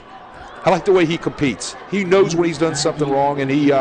And, you know, hey, that one's on me. He's going to take the pressure and come back next time and do the right thing and make the right throw. Now the tough part is you have to turn the football over on 4th and long to Warren Easton. All red Luke gathered it in. He's got some running room left. Breaks one tackle. He's in Dilla Salle territory. Cuts back to the inside. Look at all red Luke. Look out. As he cuts back, he's got that cutability. Escapes a couple of times before finally being pulled down at the 20-yard line. And that's the speed of the return teams that we talked about. A 48-yard return by all red Luke. And Warren Easton is in the red zone, or at the door of the red zone of the Dilla Salle Cavaliers. All red Luke does a great job using his blockers right there. Then he uses his vision to cut back against the grain. Poor tackling again by the guys in maroon. Finally get him down, and he set up a great field position for Warren Easton with 2:46 left to go to pull ahead in this ball game. And that 2:46 on the clock that you just talked about is the key. All tied up at 28. The Cavaliers have never trailed. Warren Easton can take a lead for the first time in this game if they can push it in. They'll keep it on the ground. And not very much for Jacal Winder as he's wrapped up by Ashton Robinson. And big Ashton Robinson, the senior, returning starter, sharp guy. Ashton Robinson has played a great play. He's played a great football game tonight. He's a part of that. He's had one mistake, and that was the face mask. And outside of that, it's been Ashton Robinson. He's a part of a senior linebacking crew that Dilla Salle defense is depending on to get them into the positions they need to be while their young offense comes along. 2nd and 5. Oh, right up the middle. Look at this. All the way. Big hole.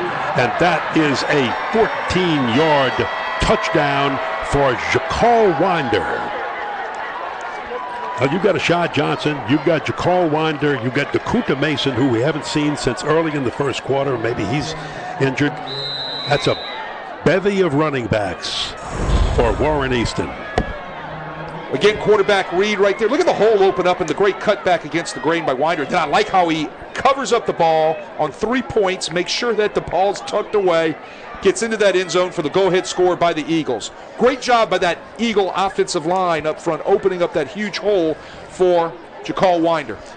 Exactly 2 minutes on the clock in the fourth quarter, and if Warren Easton, boy, what an extra point this is. And again, since the Eagles don't have much of a kicking game, they go for 2, after almost every score. And if they get 2 here, then that forces the Cavaliers to not only make the touchdown, but go for a 2-point conversion themselves. This is, again, Deontay LeBranch. He was shaken up a little bit earlier with the heat, and he is again. Well, again, you're right. How important is this 2-point conversion right here? This is it puts huge. so much pressure on the Cavalier offense. Right. Because now that extra point is not so automatic. This is about as huge as, and guess who trots onto the field? Ashad Clayton. Ashad's wearing number 2 next to Deshaun Holmes, the quarterback. The handoff to Ashad, looking for room up the middle. He's slippery, and he gets through everybody. It is good. They've got the 2-point conversion. Deshaun Clayton does a great job right there, but who really set it up for him was that offensive line. Yeah. They imposed their will that time on the Dilla Salle defensive line, knocked everybody off the ball, no holding penalty. Number 74 is a big sigh of relief right here. Another look at the 2 right here. There's the quarterback read give. There it is, no holding penalty, in for 6 points. Ashad Clayton. The right side of that line with Cedric Van Pran at center, Tejan Barrow, Raymond Williams. They made it happen, and now the Easton Eagles have their first lead of the evening, an 8-point lead over the Cavaliers, who need a touchdown and a 2-point conversion to stay alive in this one. Now, they've scored quickly tonight. They've done this. They're able to do it. They've got that 1 timeout, 2 minutes. So, you know, they're going to try to get great field position off this kickoff, which they have had for the most part, except for the one that they dropped earlier in the 3rd quarter. They get that ball around midfield. We're going to look at a great 2-minute finish. 36-28. Warren Easton. Kennedy to boot it. It's short. Pulled down to the 25, and a short return will give the Cavaliers decent field position to work these final 1 minute 55 seconds with. All right, they're going to be taking the ball over with great field position, working with that 1 timeout, 1 minute 55. And if you're Ron Manali, you've got your team huddled around you, what do you tell them right here? Let's do the things that we've taught you in practice. Let's practice what we do in our 2-minute drill. Remember, all right, get out of bounds. Make sure you secure the football. All the little things in teaching the game to youngsters, to high school players. Cavaliers and Eagles each have 1 timeout remaining.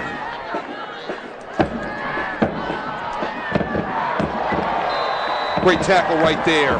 Well, he makes the throw to Reshon Porter, but the Eagles were spying him and had him ready. Look at Warren Easton offensively. The first 8 drives didn't get to the red zone. The last 4 drives, 4 red zone trips, 4 touchdowns.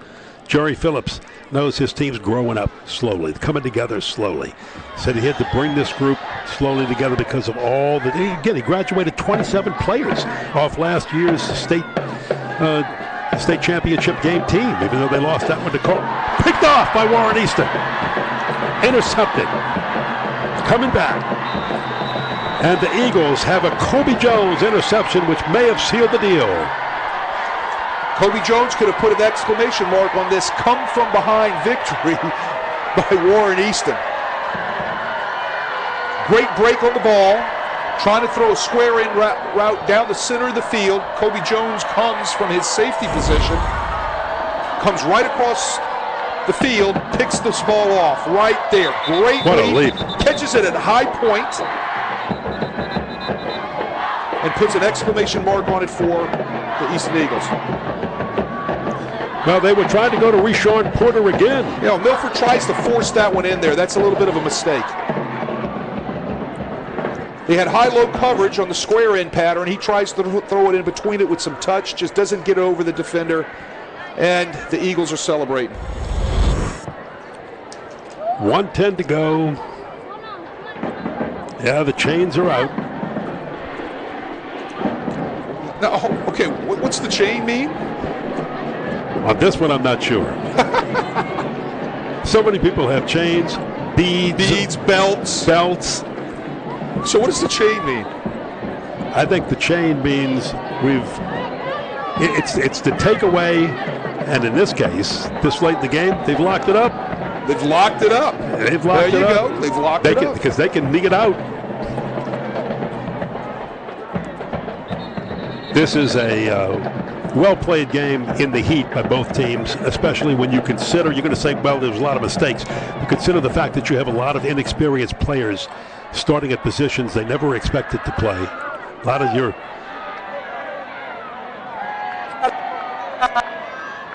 Looks like we have a problem with the clock. They're resetting the clock, maybe? Can't read lips. Our referee is Shelby Hampton. They're asking for the clock to be moved back to 1:10, I believe. So there's a problem with the clock. Yeah, but what you've seen tonight, Ken, and what is great is you've seen a great will on both teams to be able to overcome some adversity, keep fighting with injuries, issues with penalties, things of that nature. But, these two teams, they didn't quit. That's it. These two coaches tonight are going to be able to tell their teams that they're going to be proud of them. We've got a lot of things we've got to work on, okay? But you didn't quit, and I'm proud of you because these two teams played their heart out tonight. And look, this is I realize the Jamboree is a Jamboree, but this is the second week in a row that the Cavaliers suffered just a heartbreaking loss because they had done everything they needed to do as the little toss out to Luke. And he'll go out of bounds with it. They did everything they could do to win the game last week. Got down to the final play, and their field goal unit breaks down. The kick is the field goal attempt on the last play of the game is blocked. It's relatively an extra point. They're kicking it from the 1 yard line, not even the 2. And Ponchatoula holds on to win that game, and then they led for most of this game until the final 4:36 or so tonight. They lead the entire time, and Warren Easton finds a way to come back and win it, and they'll do so in victory formation, kneeling out this final 1 minute. Cavaliers have one timeout, and they just used it. They'll use it. Wow, Jerry Phillips, look at him on the side. He's probably thinking, how did we win this one? They got Helen Cox last week in the Jamboree, and he knew he had some challenges coming in with no kicking game that could put points on the board for you, with a quarterback that was a safety and rarely played quarterback anywhere in his high school or junior college. We're moving him over from safety, going, okay, son, we lost our quarterback. He transferred out. You have got to take it and go with it because we're not going to start a couple of true freshmen yet. And Rashawn Holmes tonight, I mean, let's look at it. Deshaun, he has some bad throws. Yep. But what he did with his feet athletically to lead this offense, especially in the last 4 minutes of this football game. 4 trips to the red zone, 4 touchdowns. He takes it and he puts it on his shoulders. And a couple of key two-point conversions when he needed it, even though he's handing off on 2 of those to Ashad Clayton. And by the way, we'll say this one more time. If you've been looking at the papers and you say, who is Ashad Clayton? Isn't it Ashad Johnson? He is in the process of legally changing his name from Clayton to Johnson. It hasn't gone through yet. In a couple of weeks, you'll know him as Ashad Johnson. But for tonight, maybe for the next week or so, legally, he's still Ashad Clayton. So if you're wondering why we're calling him Ashad Clayton, and you might be reading about him as Ashad Johnson, that's the reason. He should be Ashad Johnson soon. That's to honor his mother's maiden name. Wanted to change his name to his mother's maiden name. Warren Easton next week has a bye, okay? But let's look at what Dilla Salle's got to face in the next couple of weeks. All right? They got to go Country Day, St. Charles Catholic, a meet. Well, and that's done by design. Right. Because right. He's in a very unique new district, and that unique new district is 14-3A. And as we get down to the as Warren Easton's going to take a timeout. As you look at the new district, he's in with a startup program in Kenner Discovery and 2 programs in Thomas Jefferson and Haynes, who each are coming off 1 win. They're building, but they're not going to be there yet. So if he wants to get ready, and that's it, there's 4 teams in the district. If he wants to get ready for playoffs, he's got to schedule some competition early. And Warren Easton, after their bye next week, they step up. Well, their schedule. Jerry Phillips said, I'm kind of sorry we've got Dilla Salle. I wish I had an opponent that I could have been more vanilla with. And the only vanilla we saw is maybe he didn't play Ashad as much as he would like to have played him tonight. But I think he'd like to save a little bit for Carr. Listen, Jerry Phillips, Noel Ellis, his defensive coordinator, and Munchie Lego, his defensive coordinator, Munchie Lego, his offensive coordinator, they're all Carr graduates. And they still want to beat their old alma mater when they square off with them. They're no longer in a situation. And there's Dilla Salle's schedule we talked about. But, man, if Dilla Salle can get through the rest of this schedule without losing any more games, I'll tell you, it could be a September to remember for them as they grow some very young people and get through a plethora of injuries. This game is over. And Warren Easton has defeated Dilla Salle 36-28. And this is just an amazing win for Warren Easton. They may put... Wait, Ryan Manal is asking for another second on the clock, but I think the officials are going to wave it off. You can ask. I don't think he's going to get it. I don't think he's going to get it. He's huddling his team up around him, but the officials are walking off. So the officials are walking off the field. So I think this is it. Well, I see every official walking off, but there's the white hat.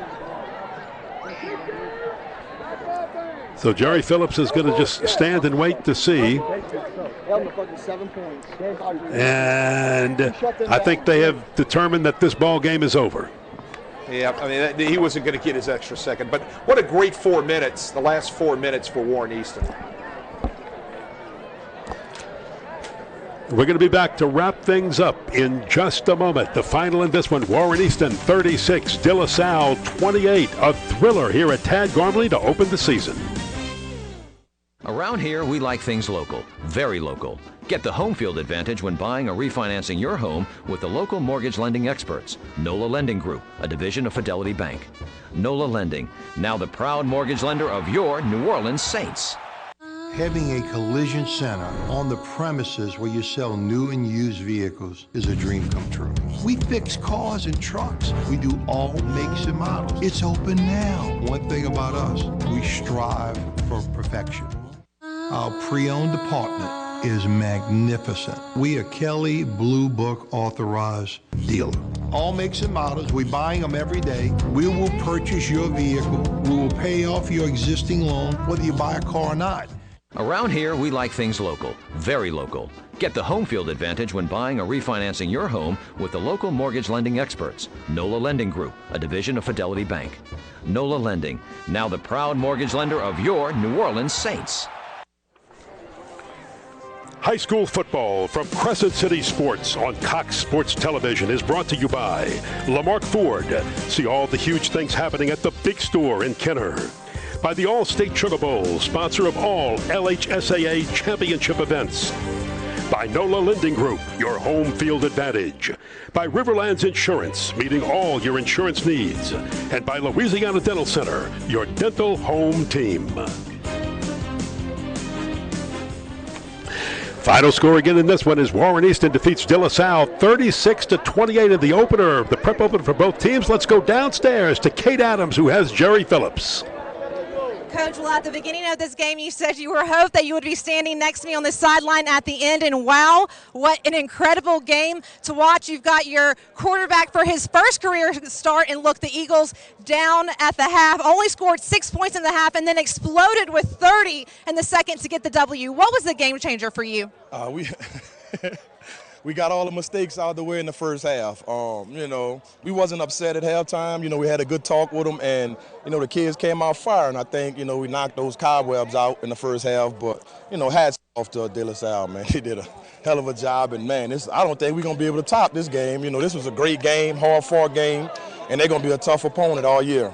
Well, talking about hard fought, this was definitely a very physical game, and good for you guys because y'all go into a bye week next week. But week 3, your alma mater, Carr. What couple of weeks to prepare for that matchup? Oh, we're not worried about that right now. You know, we're gonna enjoy this one tonight. Got to get the kids home early at school tomorrow, and you know, we're gonna put this one to bed tomorrow and just go to work. You know, we're not even thinking about that right now. But you know, like I said, it was a good game, and my kids came through, man. I'm so proud of them. Well, I heard your kids saying, we believe towards the end. So, look, congratulations on the win. You did a great job. Thanks, Coach. Thank you. Thank you. Guys. Thank you very much, Kate. And Wade, I agree with everything Jerry just said. Your final comments on tonight's contest. Well, I'll tell you what, 2 teams paddled tonight, all right? A couple things that both teams learned. Number one, Dilla Salle knows they have a great defense. Their defense played well all night long. But what they did is they had a young quarterback grow up tonight that's going to lead them down the road in the next weeks to come for the rest of the season, and that's Cole Milford. What did Warren Easton find tonight? They found that Deshaun Holmes could lead this offense, but they're going to have to tailor some things for him. They're going to have to let him use his athleticism.